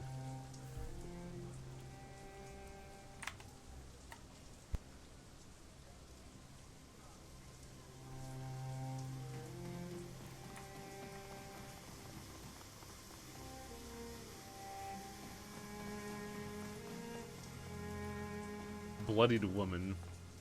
A young woman lies on the ground. She's a bloody mess. Streaks and splatters of crimson crisscross her blouse and mat her hair. Judging by the quality of her clothing and the bag on her shoulder, you'd make her out as a student. She's as out of place here as any librarian would be in a game of urban brawl. She struggles to move, but she's clearly exhausted. Dark circles under her eyes tell you that she hasn't slept in days. When the woman sees you heading her way, her face hardens. You see her hand slip into her jacket pocket, but she studies her face. Fear in her eyes give way to curiosity. You don't look like you're from around here. You either. Who are you? I'm a student at HKU, doing some research. Gotta finish before we could leave. This place is dangerous. What are you doing here alone? I wasn't alone. Not till a few days ago. I've been living with a family in one of the inner blocks for the last couple of months working on my master thesis. Funny place to write a thesis. Her voice takes on a defensive edge. It's the right place for mine. My thesis is on feng shui in the 6th world. What does that have to do with a slum? Everything, I think. Absolutely everything. Rich people hire geomancers to design the interiors of their homes, to attune them just right to achieve balance and harmony. Poor have nothing like that. Leave a slum to fester long enough and you get this.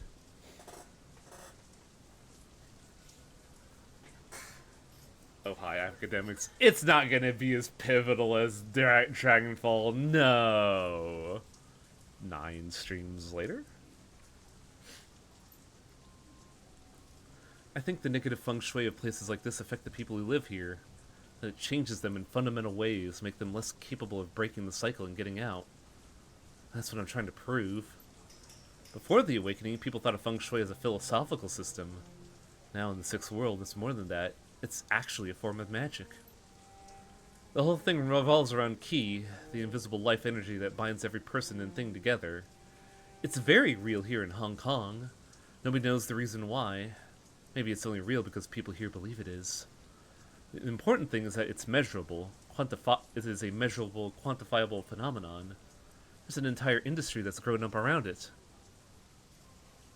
This doesn't look like a place where people harmonize with anything.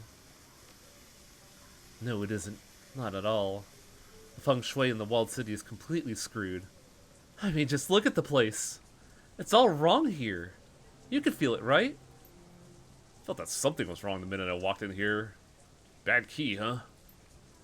Yeah, bad feng shui. Qi needs to flow or it goes sour. Positive feng shui allows that to happen. So Shadowrun's Kowloon is better and worse than the original. Better insofar that there's elbow room and sanitation exists. But worse because Corpo's basically crammed 5 million people into the foundation of an arcology and never actually built up beyond that. Yup. I forget if Chi is pronounced like Chi or not, honestly. It's cheap. It is Chi? Okay. Thank you. You know, I hate to admit it, but I could use some help. I started running, well, I guess we could call it an experiment of sorts. Nothing inclusive, just a few quick trials to support my hypothesis before I go hardcore data gathering. There's only a few things left to do. If you could finish them for me, I could get out of here. Just follow the notes on the sheet. Just say what you need us to do. I need you to make adjustments to this area's feng shui. My notes will tell you how. The goal is to remove sources of friction and to record results. My hypothesis is that even small adjustments can have a measurable impact on chi flow. If I'm right, it should improve, and life here should get a little bit better. You rest. I'll take care of it.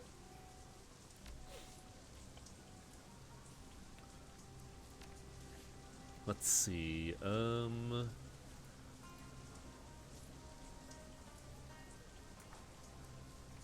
Welcome to Shadowrun Infra. I don't think it's that mechanical. I think it's more, mystical in a way.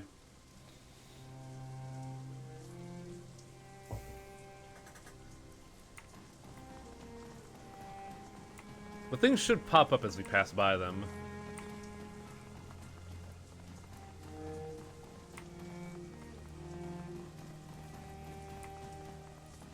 I do appreciate the joke, it's pretty good.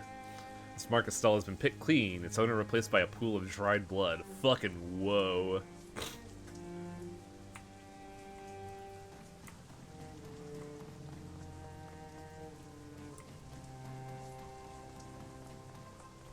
Shadowrun game, but you're a geomancer. Gobbet comes up short. She gestures down at a pile of filthy rags on the ground and a man's shirt encrusted with dried blood and grime. Hey, hold up. This cloth has a lot of negative energy coming off it. I think there's a spirit bound to it. Interesting. What could you tell me about this? Well, it's a ghost. Either that or a spirit of man that thinks it's a ghost. Hard to be sure. Whatever it is, it's upset. I can feel its anger and sorrow from here. But that's all I could get from it while it's hiding like this. I could coax it out of the cloth and talk with it if you want. Maybe it'll lead to something. Or it could attack us and rip out our souls. There's no way of telling. Go ahead and do it. I want to hear what the spirit has to say. Sure thing. Just let me try to establish a connection. The air above the bloody rag shimmers. Slowly something close to man-shaped coalesces into being. A soft voice echoes out from deep inside as if it began somewhere else. What is this? Where am I? Kowloon, the walled city. His expression changes, moves from lost to found. Still? How? What's the last thing you remember? Reminded of Arcanum's necromancy stick of bigger Baghdad spirits. I remember seeing a video about that, where you could kill a guy and then bring his soul back to mock him.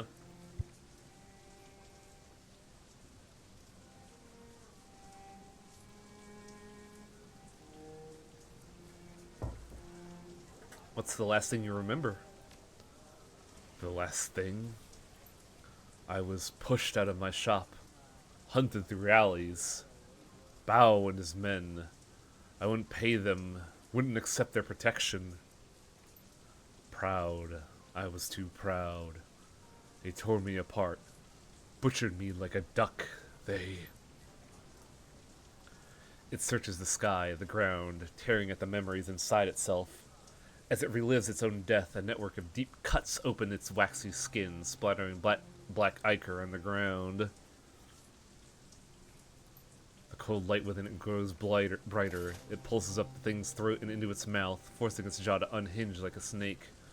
A burning radiance pours out of the spirit's mouth like vomit, splattering to the ground in an ectoplasmic flood of anger and despair.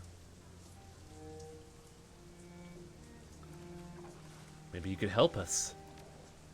Help? I can.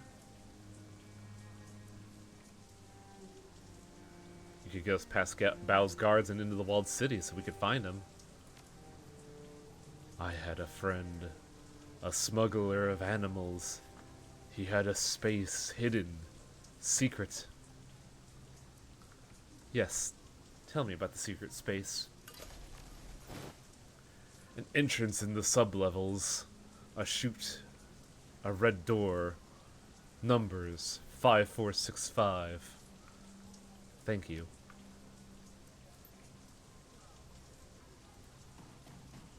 It is interesting how Gobbet works as a conjurer because, like, it's kind of a mix of, like,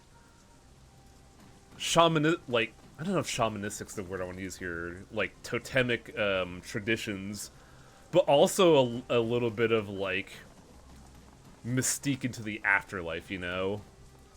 Like, it's more than just natural spirits, it's like, the afterlife as well. Now the issue becomes, how do we find this sub-level?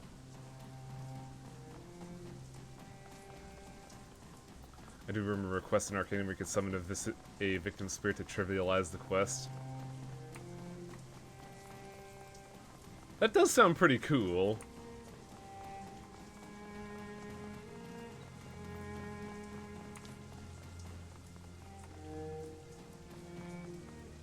And yeah, the spirit stuff being delved into this is neat. You come across a heavily mustached triad soldier screaming at a bearded old man holding a bleeding nose. The punk wags a cheap disposable cred stick in the old man's face. This? This isn't enough. You got two options, old man. You find a way to pay me all the money, or you can drag your bony ass deeper into the wall. Find a spot for yourself there, with the pimps and the predators. They should find a nice use for you. Your choice. That's not fair. I can't just pack up and leave. I've been living here for 22 years. Is that how it's gonna be? Fine by me. Jeez.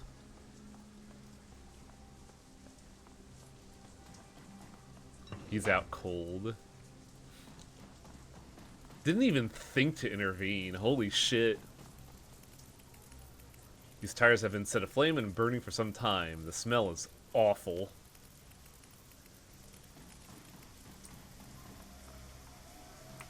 A bucket of sand?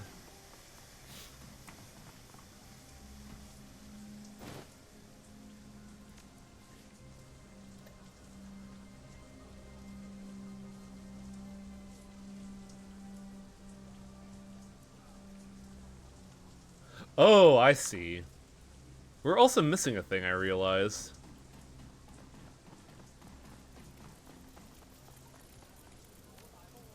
The flames are still stifled beneath the dirty sand and soil from the bucket. Where is Trinket Man? Because we could do that before we head down.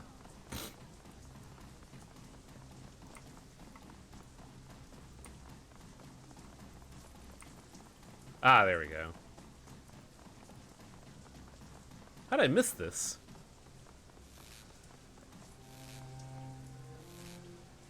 Wires are sparking dangerously just above the doorway. Rip the offending wires out. Problem's gone, but not necessarily resolved.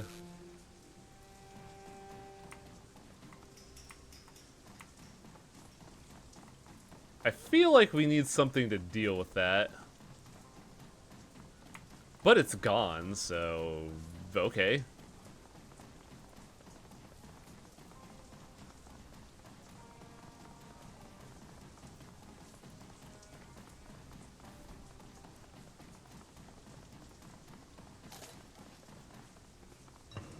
And then something in the lower levels had to be done. What was that? Broken water shutoff valve.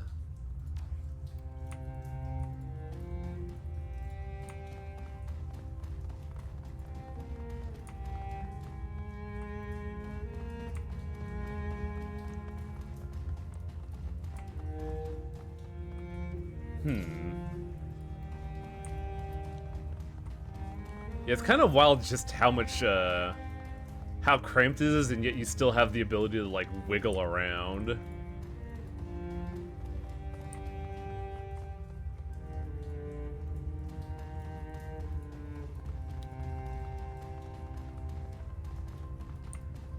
I know there was a door that we could go to for 5465. I'm mainly looking for the water valve now, so I don't forget that.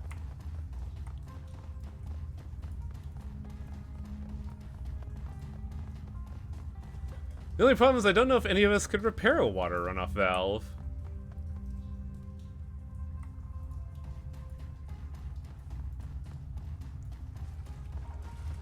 I can assure you that I'm not a plumber.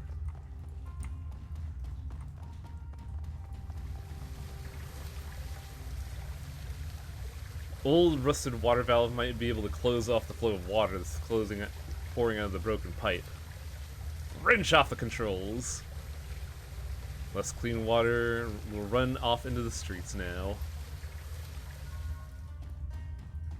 We did it! We got some karma.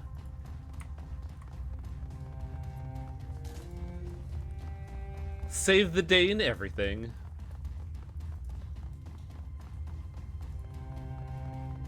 Maybe not save the day, but you know. Keynote. A door with red graffiti nearby. I mean, that counts, doesn't it? 5465? Is that the password? I guess this isn't the door.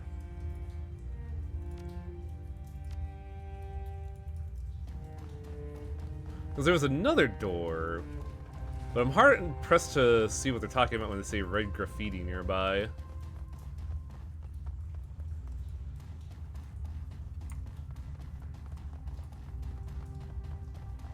Because I don't think this is it.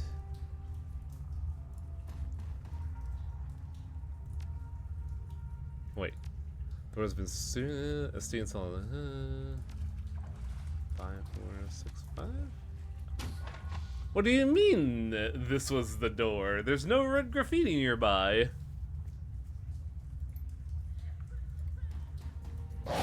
Oh shit.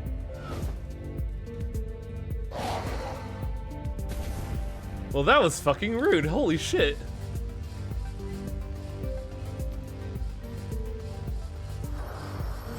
Killing hands. Fortunately, I can't punch that dog. I gotta punch this motherfucker.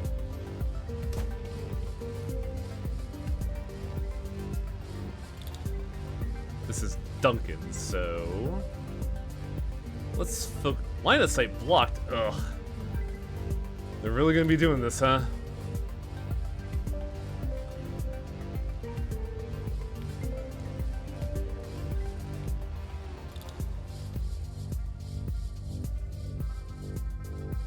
Can I get line of sight on this to conjure it? There we go. This will help a lot. Especially when I could use it to give haste to me.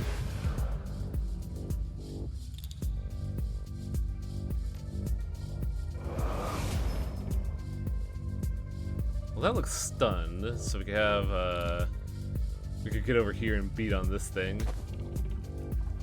It's a shame my fists don't do AP damage like melee did in Dragonfall.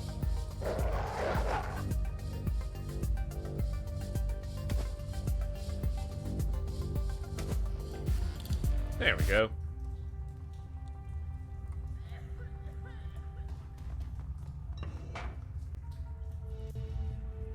They could get stuff like that as you put points into unarmed. Oh, so they made it not by default then.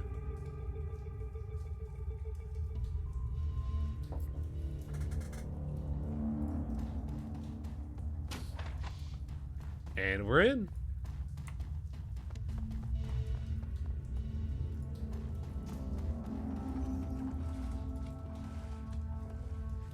Slight problem is I don't think we need the code for this. Technically, Glory was using cyber weapons that you can get here. I did notice that because they mentioned flensing fingers in the what's it called? In one of the upgrade trees. Also, I'm gonna open up a window. It's kind of hot in here. Even with the ceiling fan going, it's still weirdly hot here. Vending machine. SimSense machine has been left unlocked for restocking. There's a packaged data chip still in the tray. Mine now.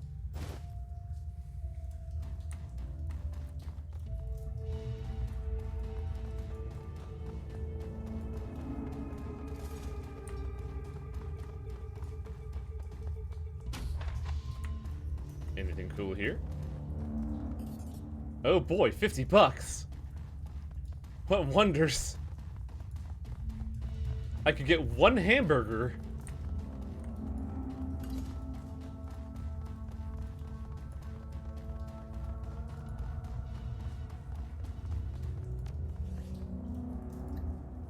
$5465. Will that work here too?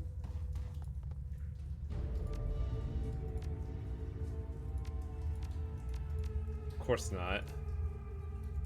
What do we do here is the question.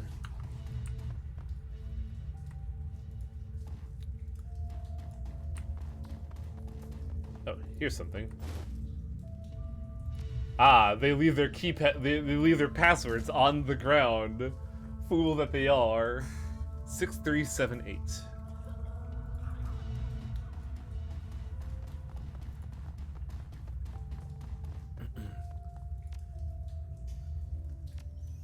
Six, 3, 7, 8.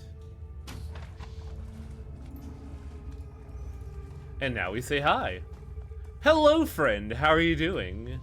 You seem to be living the high life right now. I could tell. Hell, you have curtains. That's high living. A large man in his 50s stands waiting, his heavily tattooed arms held in a fighting stance. His bone structure is heavy, corded muscles stand out from his arms and his chest. In his youth, he must have been enormous. He doesn't talk so much as emit a low rumble. I don't know how you got in here, but you got my attention. Good. I have a message from Kindly Cheng. A message? I can't wait to hear you mangle it. You speak Cantonese so well, but before I hear it, I have a little message for her too. You tell Kindly Chen that our operations are done in the walled city. Strangler Bao has given himself a promotion. And tell her that she sends any more errand girls to visit her with another message, Strangler Bao is going to send them back in a box. You think you could tell her that, errand girl? Should I write it for you in English?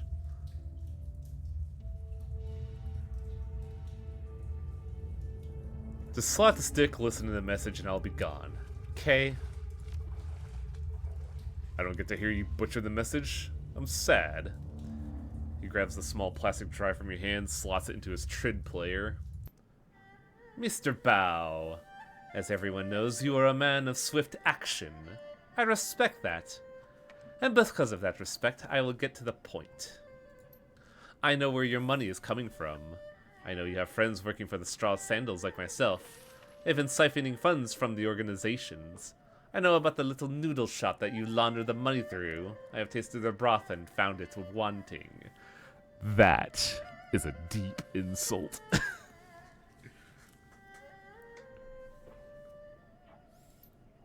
You have been stealing from the Yellow Lotus, glorifying yourself with revenue that we have earned.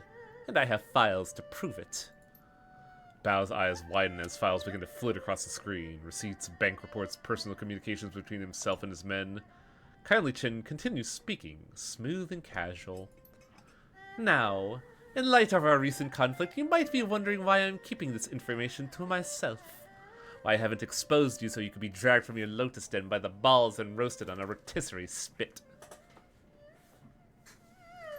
In truth, I respect your ambition. You have a lot to learn about candor and loyalty, but I believe you still have value. I am still willing to work with you. However, in order for that to happen, we need to come to an understanding about the nature of our partnership. I own you, Bao. You and all your men are my fucking playthings. Dolls to twist and pose as I see fit. I am in this position because I am far better at this than you, and it's time you learned it. Accept what I am telling you and we can get back to business. Prosper. Together. But, if you continue your little rebellion, I will mail tiny pieces of you to your children and take their picture as they open the package. You have 24 hours to return to the fold. If you aren't here licking my heels by then, the information will be released and you will become food for the fish. Your choice. 24 hours. The message winks out. Strangler Bao turns away from the screen slowly. His skin is ashen. Get out. And tell Miss Cheng to expect me at Swiftwinds tomorrow morning. I will. Thank you for your time. Just go. Yeah, they really give Kindly Chen the fucking limelight, and it's incredible. Should probably head it back out the way we came. I don't think the thugs are going to be too happy about this. And then suddenly, yeah, Dragon Charlie comes and burns it all that. Oh god. Where the hell did you come from, Firewing? Could you imagine that with proper voice acting? Hey now. Agreed. I'm trying. Well, that was a thing. Never thought I'd be shuttling message between criminals in a Hong Kong syndicate. I can imagine what Raymond would have wanted in the walled city. I can't imagine what Raymond would have wanted in the walled city. This place just feels wrong. It must have been important. He flew all the way here, hired runners for an escort. But why? This place makes you feel your life has no value, like there's no point to anything. Great life you have here. I can't believe it. We actually delivered that old lady's message without anyone dying. I've had enough of triads. Let's get out of this pit. I'm with you, Gun Show. I don't want to see this place ever again. Gun Show? Seriously? That's not gonna stick, is it?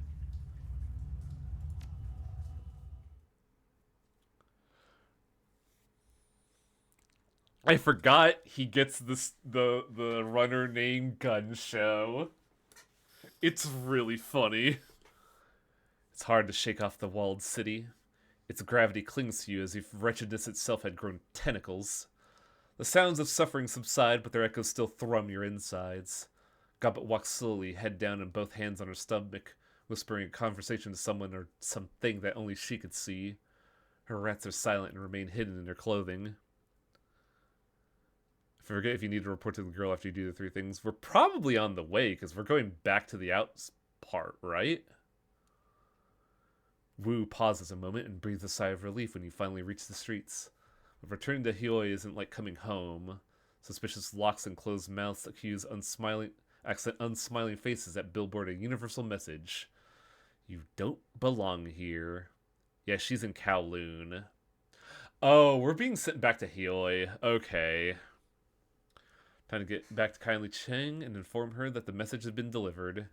Get this business over with. Get your sin burned. Get on to the next step. Whatever that is. You leave the City of Darkness behind, head to the Mahjong Parlor, and a date with a crime lord. How far an autosave do I have?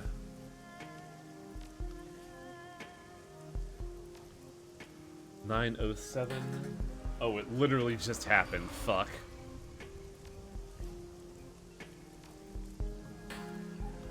And I don't think we could go back. And yeah, the thing is gone. So I think the side quest is just gone. A large X fashioned from overlapping strips of peeling duct tape. Also, interestingly enough, where's Duncan? Because, like, Gobbet's following us.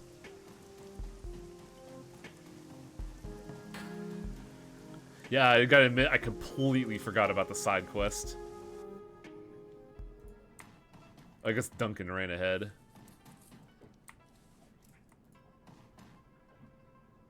Kindly Cheng watches you closely as you walk across the Mahjong parlor.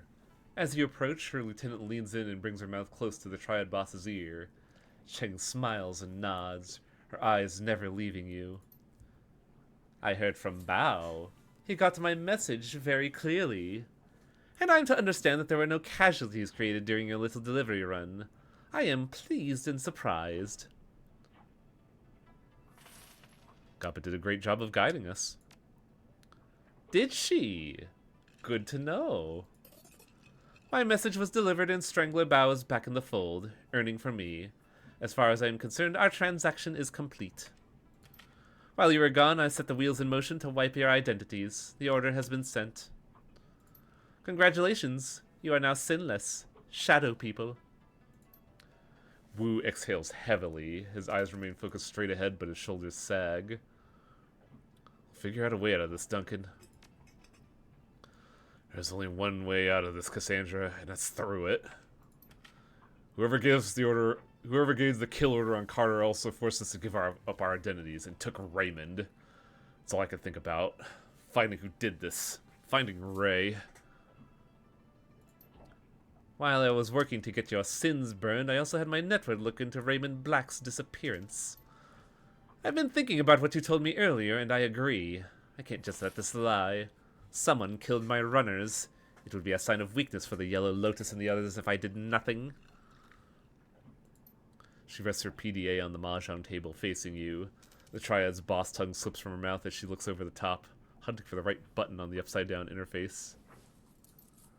She finds it and looks up at you again.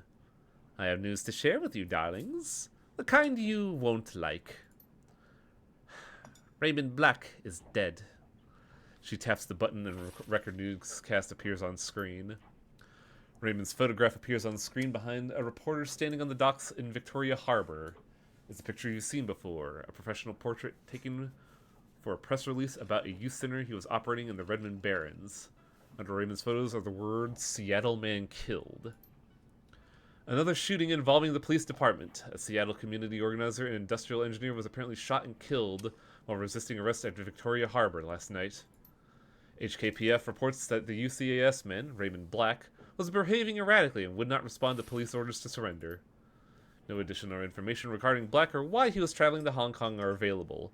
Police have stated that due to the shooting's proximity to last night's shootout with the White Star, the investigation must remain confidential and no other details are being revealed at this time. Kindly Cheng taps the button again and the video closes. This just keeps getting worse. You are right, Auntie. I did not like that. Raymond's dead. Wu puts his hands over his mouth trying to process the information. He sways for a moment, looks as if he's going to pass out. Isabella reaches out to touch Wu, thinks better about it, and puts back her hand. Sorry for your loss. I never had a father, so I don't know what it's like to lose one, but sorry. Raymond dies the same night we were ambushed? That's not a coincidence. No fucking way. I'm afraid that's not all, my darlings. This is the security footage from Victoria Harbor last night. You'll find it contains a contradiction. The PDA shows silent, grainy video footage of Raymond sitting in a tea shop flanked by two guards.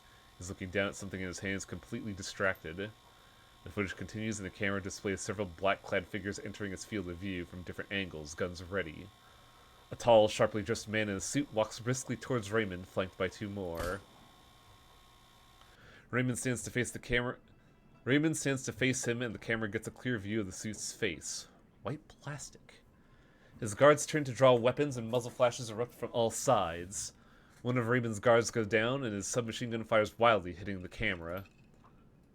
Those weren't cops. Raymond wasn't resisting arrest. What's with the guy's face?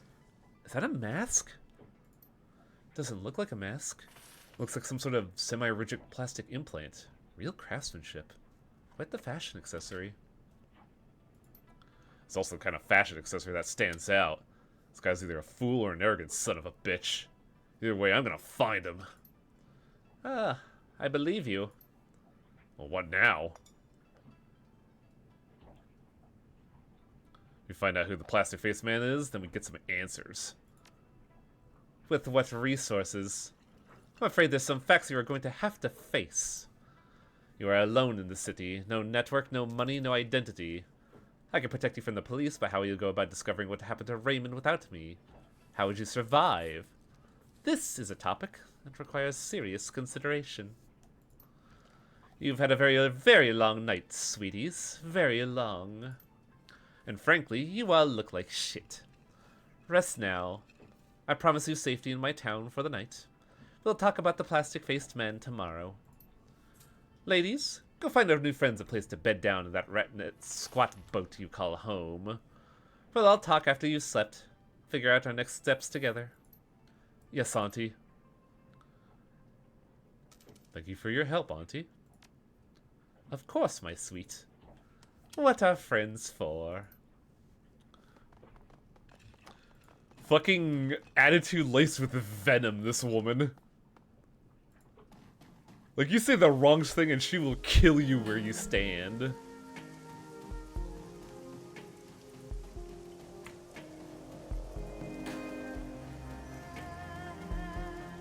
And yeah, for the description of rat nest shitboat, this is a pretty big, like, pad to rest in. The original name has been sloppily painted over with black paint. Newer, but somewhat weathered characters have been painted in bold brushstrokes and read bolt hole. Yeah, I like this hub a lot, honestly. The safe boat. You two could bunk here a while. You each got ahead to take care of your necessities. Try to knock before you enter someone else's, okay? Seriously. I know the drill. Ugh, stinks of fish. Just like the place we squatted on Leafy Avenue back when we were kids. The one with the Aslan family and their dog. They were good people. Yeah, until the 162s decided they wanted the place. They were good people. Sorry that happened to them. I think I've been up for something like 36 hours straight. And this has been a shit stain of a day. Time to end it. Anything you need before I leave you to it? Is it just you and Isabel living here? Yeah. Now that night jar and gut shot are gone, it's just us. The squeal of metal grinding on metal rips through the boat. Sounds like something's coming from the level below. And the creepy Russian guy renting the engine room downstairs. Nothing to worry about. He mostly keeps to himself. He'll stop soon. He's usually quiet by now. Is there a place for my stuff? Yeah, check the locker over there. You could stash your stuff in it. No one will touch your shit there. It's a lot bigger than it looks. How'd you get your hands on this place? How do people like us get our hands on anything? We found it. You found it empty? Somebody abandoned a prime piece of real estate like this? Close enough. It was full of BTLs when we came across it. They were completely wigged out in some multiplayer cyber game. I'm not sure if they ever chipped out of it. They were completely emaciated, stewing in piles of their own shit, as it sunk into their skulls. Pretty gruesome stuff. I racked up a killer score, though. True, they had the moves. Should've hung an IV for a while when they were playing, though. Turns out nutrition's kind of important. So what happened? Did they die? Nightjar ran him out. Not sure what happened after that. Anyway, it's ours now. Auntie Cheng says so.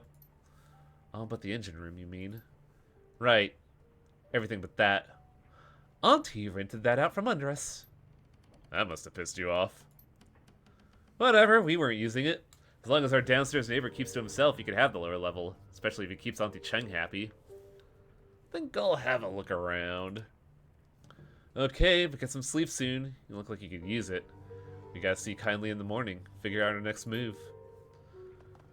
I wonder if we can meet the crazy Russian guy yet.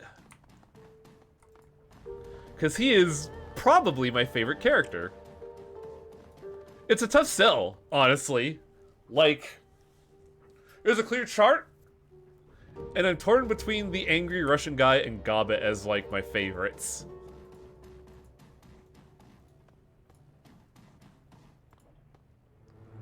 Hey, Cass, I got some things to take care of here. Let's talk later, alright?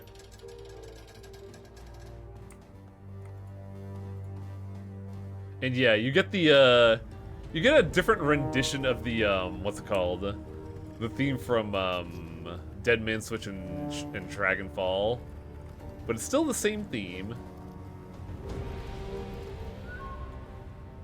Hey, Seattle, I'm not really in the mood to hang out right now. Heavy stuff's gone down, you know. It'll be fine, but for the time being, I'd rather be alone. We'll talk later, though.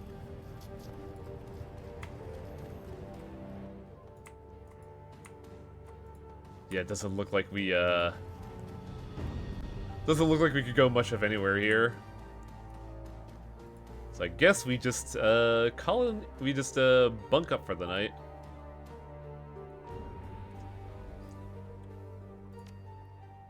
You climb into the cot and you worm your way under the sheets. They've been starch-tipped as boars, but you slept beneath worse. The lice and bed bugs that plagued your old prison cell are mercifully absent here. The salt air is fresher than the rancid stink of the Redmond Barrens. The moment your head hits the pillow, exhaustion sets in. You could barely keep your eyes open. Sleep washes over you like a warm bath, and everything goes black.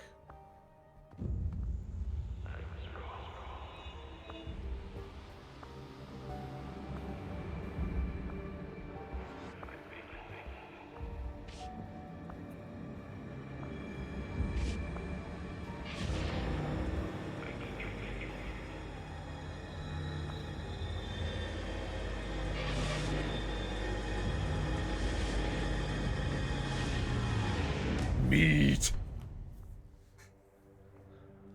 The dream is suffocating. The shifting tunnel of glass and steel, the towering silhouette of dark majesty, the shadowy doorway, and the teeth.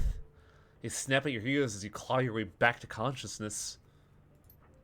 You open your eyes to Duncan looming over you. He shakes your shoulder roughly. Hey, Cass, come on! Wake up! We gotta talk to Kindly. The others have already left. Was I drooling? You were sucking your thumb pretty hard. Only habits die hard. Like you being late? Come on, we gotta go. I've been trying to wake you for a while now. You were thrashing in your sleep. Glad you did. I was having a hell of a nightmare. Yeah, I didn't sleep well either. I had a bad dream last night too. You okay? I'll survive. But man, nothing's gone right since we stepped foot in this country. I'll tell you something, though, and this is after a full night's sleep. I don't think Ray's dead. What makes you say that? Think about it. The statement from the cops in the newscast could have been fake. Ours were. And the surveillance footage? We never saw Ray get shot. The camera was hit by straight gunfire. Ray's alive, Cass. I know it. So what do we do now? I don't know. Wait for a lead to turn up, I guess? Look, I'm just a muscle, remember? You're the brains of this outfit, just like when we were kids. 6 intelligent maximum there, buddy. God, I feel like I'm 12 years old again, squatting on a stinking trawler.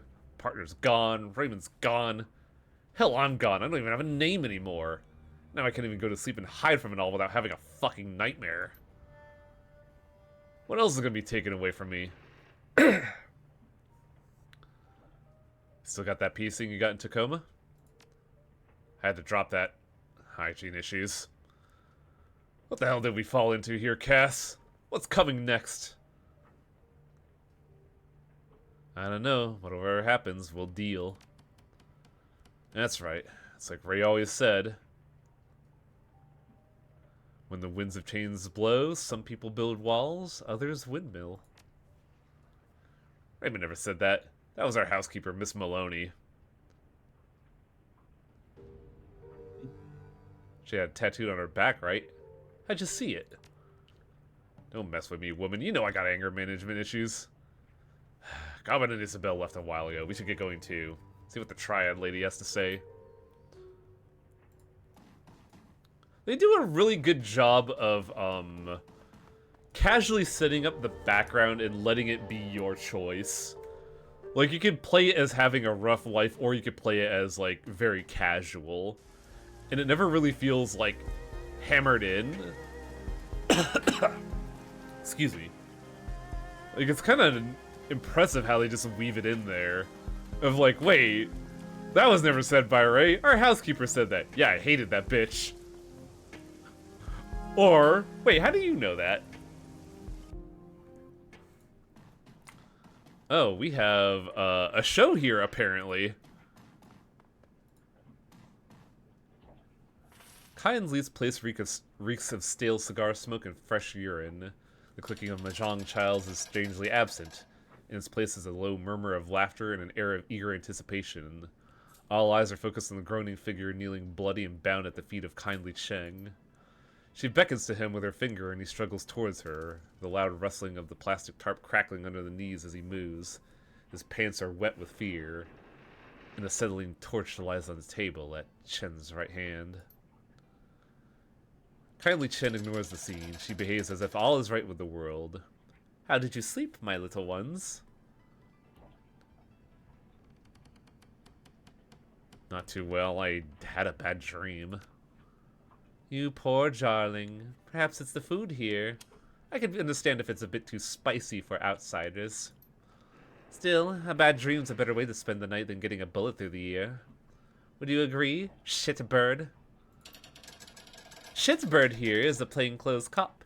He snuck into the area last night while you were sleeping, hoping to find you and kill you before his competition got to you first. My men found him outside the trawler you were sleeping on. They saw to it that your rest was undisturbed and that your location remained a mystery. You could thank Mr. Bao for that. Thank you for guaranteeing our safety, Mr. Bao. Bao inches his head, 1/4 of an inch. Now, shitbird, tell my friends here what you told me. I don't know anything, I swear. We just got the order in last night. Oh my god, he's missing an eyeball. Like...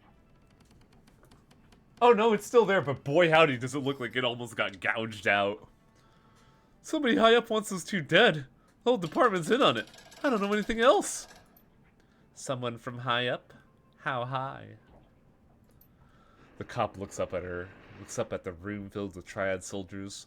One of them opens his coat and shows the cop something inside. He closes it slowly and winks. The cop droops his head to his chest. All the way up. All the way up.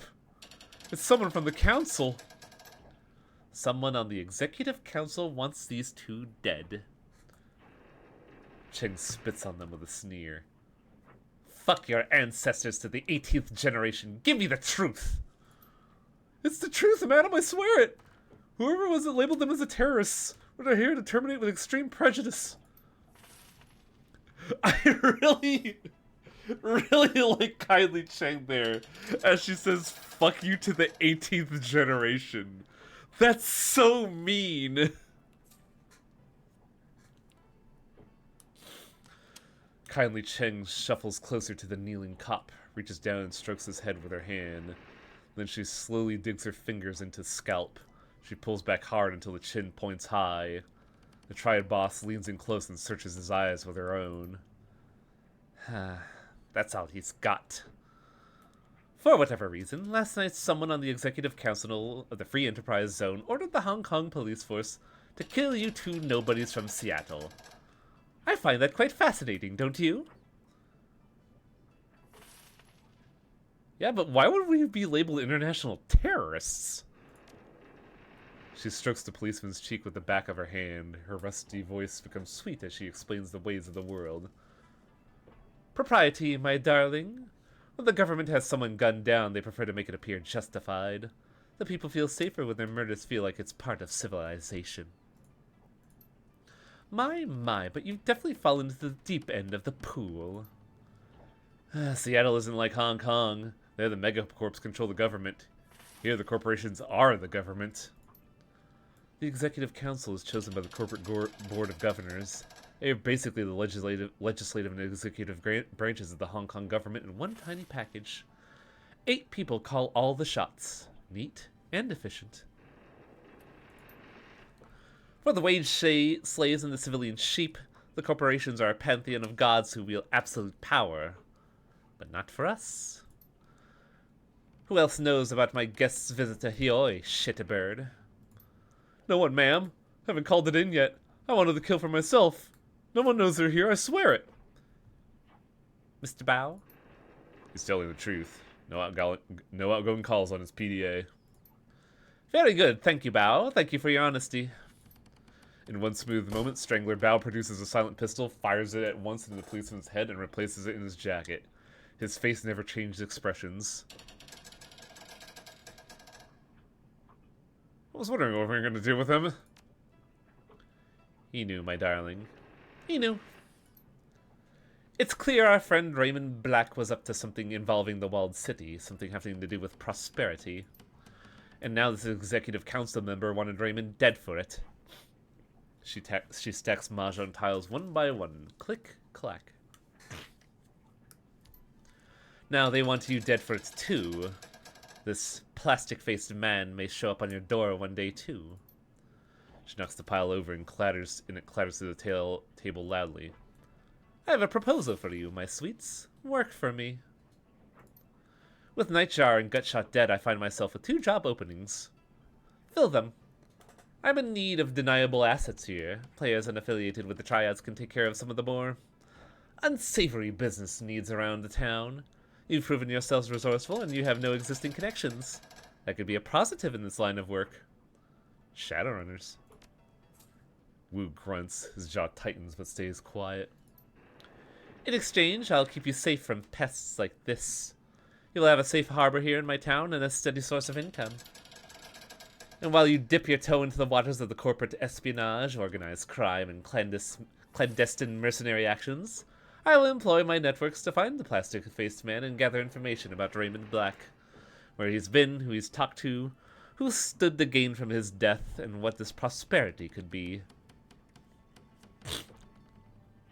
You're pulling out a lot of effort to help a pair of foreigners. Not foreigners, my sweet.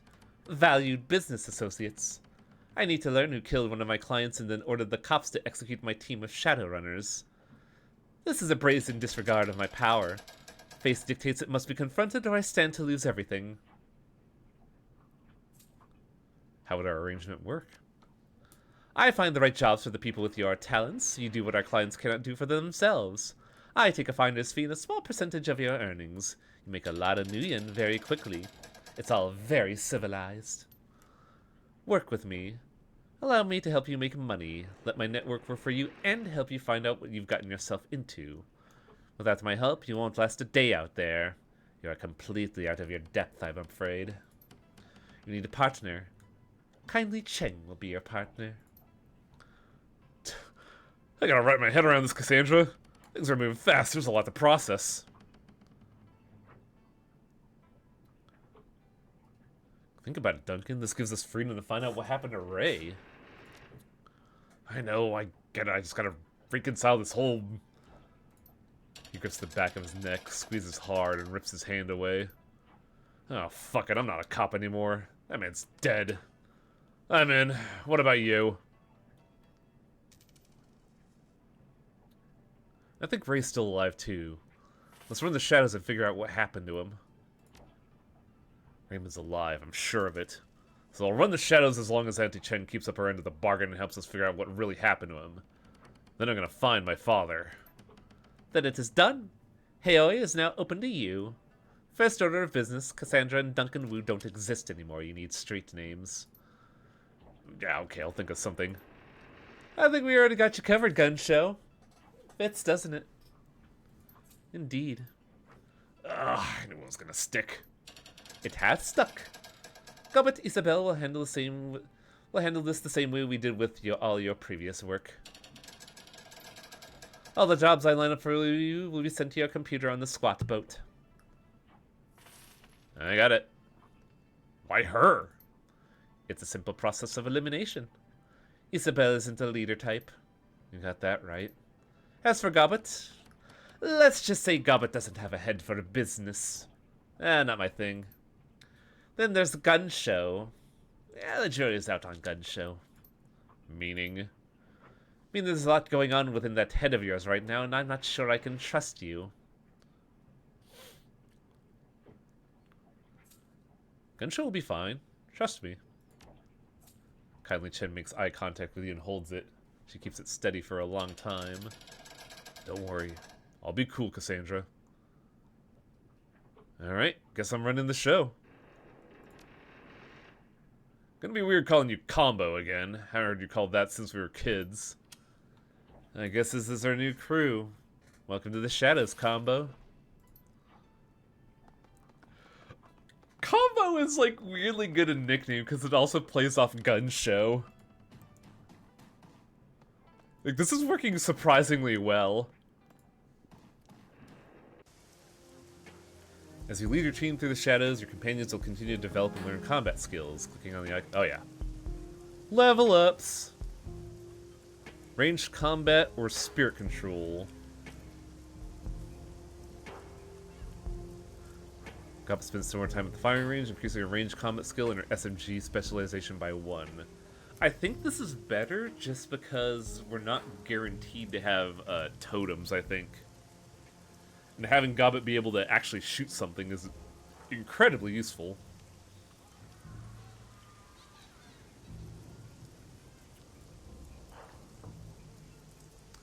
Isabel. Her grenade launcher can fire remote lines, which will detonate at will. Or Tar Blast. Well, she's going to be our decker, so I think programs will be better for her than, you know, combat. What does Ray get? Duncan gains an assault rifle ability that fires a single shot of incendiary ammo, deals an additional 2 damage, pierces 2 armor. Or do AP damage and imbalance the target, making them easier to hit. This ability cannot crit. I think this is better just because AP damage is fucking good in this game.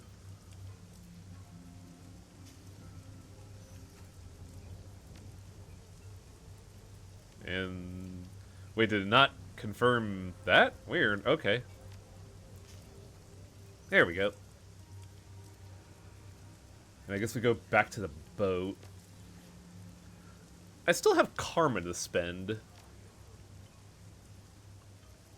Let's save first and see if I could actually get to what... Well, first off, let's see if I could get to what Divine Hero was talking about.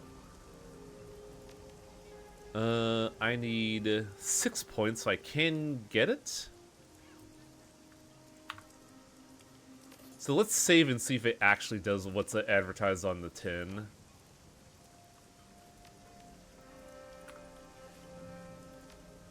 We're doing a lot of splashing out the gate before we actually make our build. We get to, you know, our fellows in the hub. We could. I think it's actually kind of important. Choose your totem. It looks like these are active abilities, though.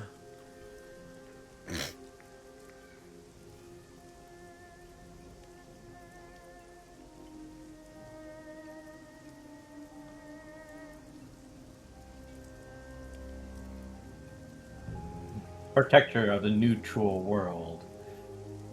Yes. I don't know, these are all looking active. There we go, Cobra's a passive. Boar is 15 HP. Fish is dodge. Oh, God. I think we want to do leopard just because the movement sounds incredibly useful for what we want to do. And I think well, you want to get close as quickly as possible, so... Yeah. And being able to, like, close that distance is, like, super useful. The only other thing is probably, like, the fish, which were dodge, but, you know...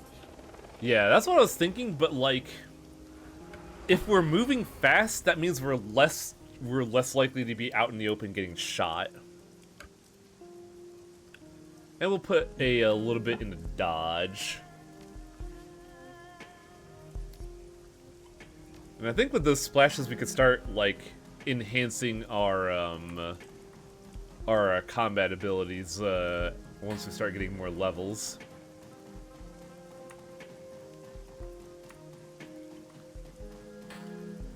The installation on this heavy wires is cracked. They buzz and crackle occasionally, as if stray drips from the awakening shine within them. Don't mess with the law. I'm trying to see if there's, like, a maid shop around here, because I'm pretty sure Algernon's not gonna be here. I think this game was meant to be staying away from what it had before with Dead Man's Switch and Dragonfall. East side. The doormat is my doctor. Okay.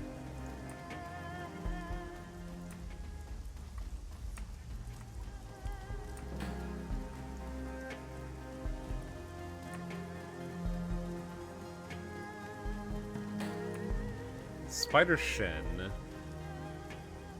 Despite the wind and rain pelting Heoi, the proprietor of the stall, a monk, judging by her outfit, is unconcerned. The monk's expression is indifferent, though hardly placid or serene. Muscles show as lightly wounded metal bands beneath the skin, ready to snap in any direction without warning.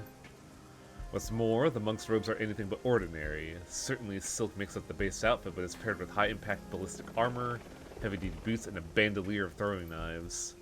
The table in front of you is arrayed with a wide variety of melee weapons, charms, jade pendants, and other mystical accoutrements. Beneath an awning in the rear are rows upon rows of cages, each housing some variety of exotic reptile or insect. These in turn are flanked by jars and boxes of Chinese herbs, incense, powders, and inks. The monk spares you only the shortest of glances as you approach. I am Monk Shen. Most people in Heoi call me Spider Shen on account of the spiders back there. You are not a local, not by a long shot. What about it? So you probably have more reason to buy something than my neighbors, and I am here to sell, so that is good. Swords, knives, clubs, I sell it all. I make most of these, but if I can't, I got friends who can. If you need incense or salves for medication, I can make it and sell those too. And if you're joint's sake, I could give you acupuncture. So what can I show you? Oh. I guess out here in Hong Kong we can in fact get a katana. I mean, it's not far-fetched, way, but why? But you're in China. Why would you? It's plenty of other cool things you do. Yeah, like China has a whole suite of things that they could do. I wonder if it's because of the nature between China and Hong Kong that's kind of dicey. Maybe that's why they didn't want to lean in on like Chinese weaponry.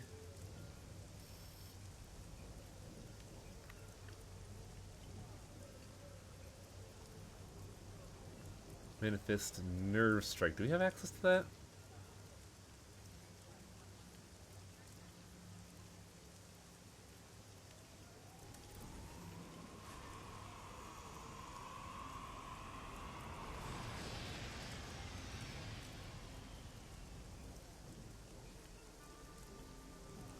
We should probably get armor first, because, like, what are we wearing right now? I don't think we're wearing any armor. Holy shit. So let's get a new outfit.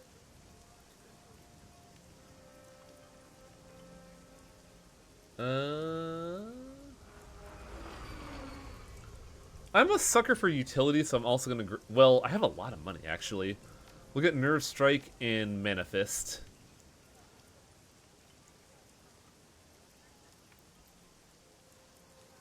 And we could also afford Magic Resist. Oh! Passive gain medium... Ooh, wow. Wait, the Adept gains a medium cover bonus to magic spells. Oh, so if magic is aimed at us, we have medium cover. Okay. Yeah, let's just get it all, fuck it. We're in the shit, we kinda need it.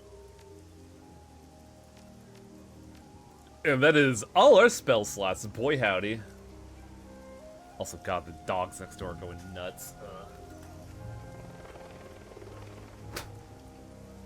It sucks, because I kinda need that open to, you know, not be sweltering.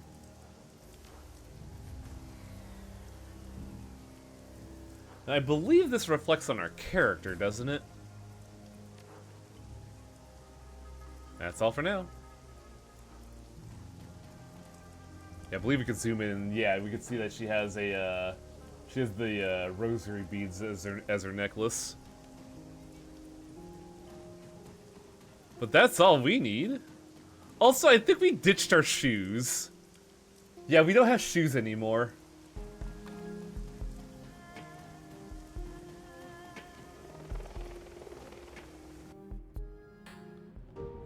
Oh, hey, the hatch is open. I pressed the wrong button. We could talk to Raptor. It's oppressively hot down here, and the air is full of synthetic odors that grab you by the sinuses and refuse to let go. You could smell engine grease and melting plastic, ionized air, and lead solder. A quick scan of the room tells you why. The downstairs tenant has converted the space into a machine shop. Metal fabrication tools and Duraplast extruders line the walls, and a pair of heavy industrial manipulators hang from the ceiling. A man in black trenchcoat stands with his back to you, staring at a monitor mounted above a sturdy workbench. He addresses you without turning. Ah, I was wondering when I'd meet the new neighbor. His voice is pleasant, cultured. There's a hint of a Russian accent there, but it's buried under layers of nuance. Please stay where you are. I'll be with you in just a moment. And unless you fancy an unplugged trip to Chrome Alley, don't touch anything. There are all manners of tools in here that could take your hand clean off.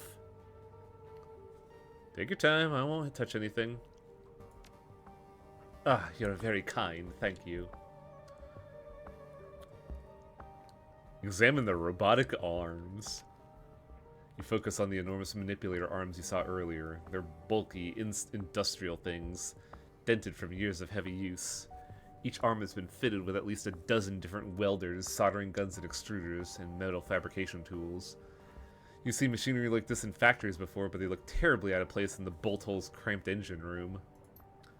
Very good, yes. Things are coming along nicely. Very nice indeed. Look at that fucking face. That is a man that has done so much crime. It's funny because in retrospect, I remember thinking he had a German accent, but no, they mentioned he was Russian, so I don't know where I got that from. He turns to you smiling, and for the first time you can see his face. He has broadly handsome Slavic features and a chiseled jaw. His eyes are like flecks of ice. So sorry to have kept you waiting, Miss Harding. Cassandra Harding. Good to meet you. And you as well. Now tell me, what can I do for... His voice trails off as a flash of motion catches his eye. With alarming speed, a sinister-looking drone scuttles out from under the work table. Its movements are surprisingly agile and fluid. The machine rears back menacingly, spreading its forelegs in a clear sign of aggression. The man's smile tilts and his tone goes apologetic. Please don't mind the drone. He can be territorial. But so long as you remain civil, he will not bite. He extends his hand simultaneously. The drone relaxes into a neutral position, lowering its killing legs. Raptor. My mechanical counterpart there is named Kostche. A pleasure. His hand is rough and abnormally warm to the touch. He shakes your hand with a solid grip. I am very pleased to meet you, my friend. In a community such as Heoi, it is important to be on good terms with one's neighbors. Absolutely. Speaking of which, I want to ask you some questions if you have the time. He glances at the bracer on his forearm. A technical display winks to light, then gutters out. Very well. This morning's casting should still be cooling for a few minutes yet. There's still enough time to talk.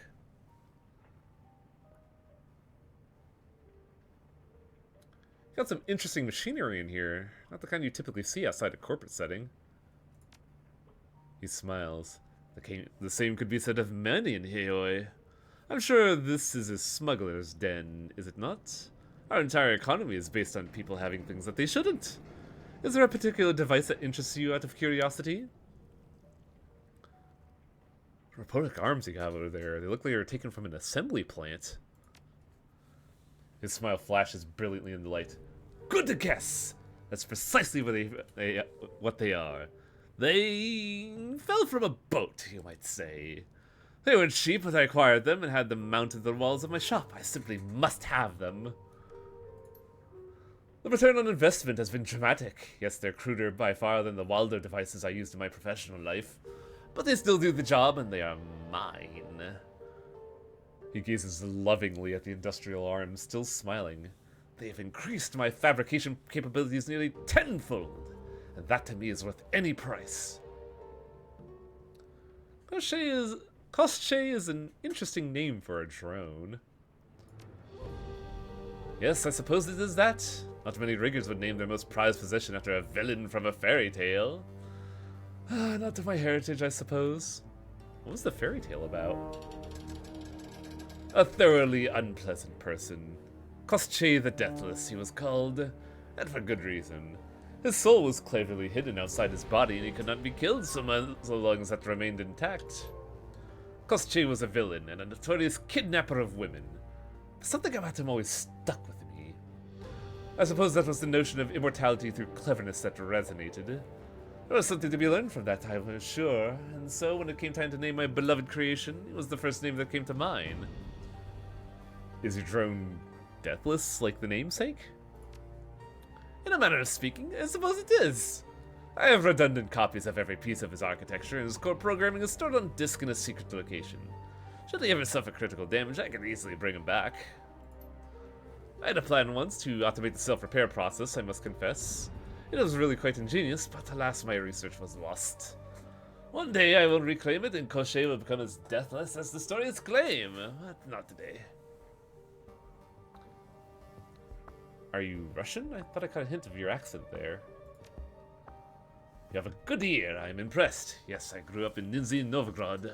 Went to school there, started my career there in the industrial sector. Very common story, I'm sure. Novgorod, that's it.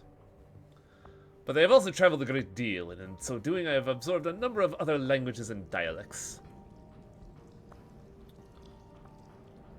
If you were born and raised in Russia, what brings you to Hong Kong? Same thing that attracts many to the free enterprise zone. Opportunity. You yourself are a recent transplant, are you not? Your Cantonese is heavily accented in the style of many UCAS expats. This isn't a criticism, mind you, it's just a statement of fact. You're right, I'm originally from Seattle. I figured as much. You're lucky to have lived in such a great city. One day after my business in Hong Kong is concluded, I would like to travel there myself and to visit its Renraku archaeology. I heard many impressive things about it, about the Skyer? Yeah, Skyer. The automated systems that it employs are rumored to be quite impressive. I should like to study them someday. Koschei is indeed a Russian folklore. What makes him unique is that he is able to hide his death so that he cannot die, and the method is akin to a Matryoshka doll. Huh, I was thinking it was like a Lich's phylactery with the way he described it as being, like, spirited away. I have to get back upstairs. Very well. Come back anytime. It's a pleasure to have someone to talk to. I don't think you get to use him immediately, but Ractor's really fun.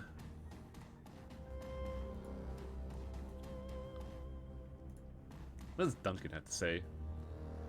Wu's cabin appears to be the only clean spot of the bolt hole. His equipment is neatly laid out on his bedding, grouped by type and arranged just so. He's currently in the process of cleaning his weapon with meticulous care. Well, that's that, I guess. We're runners now.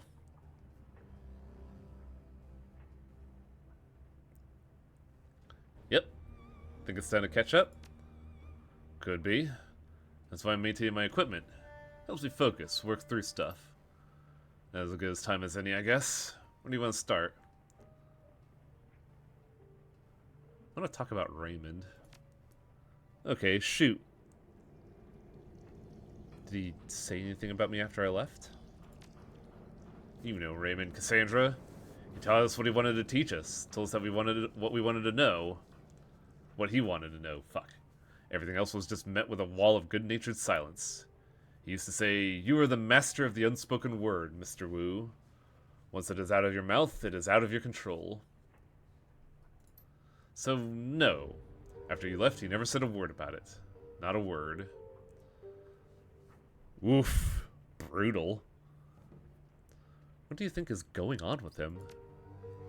I don't know, Cassandra. He was clearly obsessed with the walled city with whatever prosperity is. Sounds like a sleepwalker trying to stumble his way through a dream or something. A sleepwalker who hired Shadowrunners. Whatever he was doing, he knew it would be dangerous. Raymond was smart. Smart as hell. If he thought he needed runners to take him into that place, he needed them. Why do you think he came to the Hong Kong? Well, he's from here, right? Sounded like he had unfinished business there that he needed to take care of before. I think he's dying? I don't know. Yeah, me neither. Just something to think about.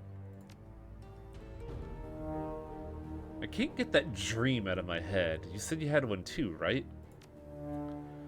Yeah, yours sounded like a nasty one. I don't remember much about mine. I was pretty creeped out by our run into the walled city. Between that and all the drama, I'd be surprised if I didn't have a nightmare. Was it the walled city in your dream? Of course it was the walled city. It was a nightmare, wasn't it? Was it in your dream too? Sure looked like it. I'm not sure I'm surprised. The walled city is more than just another slum and a sprawl. Hell, it is a sprawl. Of course we dreamed about it. The feeling I had there stayed with me. It felt thick, heavy. I got this overwhelming feeling of, I don't know, wretchedness, I guess. Do you remember anything about your dream? Just little snatches of things. The walled city was breathing. It had teeth everywhere. There was a tunnel that was so bright I had to shut my eyes. Raymond was there. He was either kneeling or lying down. I can't remember which, but he was crying. That's what made me wake up. The sound of my father crying. Did it feel different from any other nightmares you had? You know how sometimes you'd be mad at a friend in a dream and then you wake up still mad at him? Then you dream like he did something wrong when you see him? Kind of feels like that to me. Like I dreamed I was swimming towards a bright light and when I woke up I was out of breath from the effort. Let's talk about being Shadowrunners. Oh, what else is there to say? Worked my ass off to pull myself out of the gutter and make something of my life. I did what it took to earn my bronze, and now I'm a mercenary hiding in the shadows in a foreign country doing dirty jobs that the corps need to keep off the books. It's the reverse of everything I wanted. You seem to be taking it pretty damn well, so let me ask you something. You said you thought that Raymond was alive too, that we'd run the shadows until we could figure out what happened to him. Was that true? Yes, for me this is all about finding what really happened to Raymond. Interesting that the walled city is referred to as a sprawl. The real walled city was famous for being compact. I think a sprawl could also be compact, because the idea is that it's basically an unorganized web. That is typically what a sprawl means. Good, we're on the same page. Feel better knowing that. What do you think of kindly Cheng? I'd say she's got her right where she wants, right under her thumb. What do you think you want to talk about specifically? What about this plastic-faced man? Creepy dudes are nothing new to me. Even well-dressed creepy corporate dudes. Between the gangers we grew up with and the shit I've run into as a cop, I've seen all kinds. I just want to know who he is and who he works for. Alright. We can end it there because, it is getting about that time. And I'm already pretty excited about this. Sadly, we don't have a good dog to keep us company. But I'm already digging what we got going with Hong Kong. I like a lot of the ideas that have just kind of incidentally fell into place. Like a lot of like casual decisions are coming together to make this sound pretty cool. But it helps that the this game is really well written.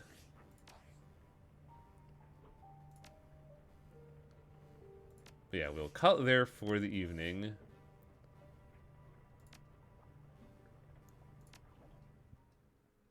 There's a lot to take in when you first access the hub. Yeah, gotta get to know everyone. Gotta get to know our team.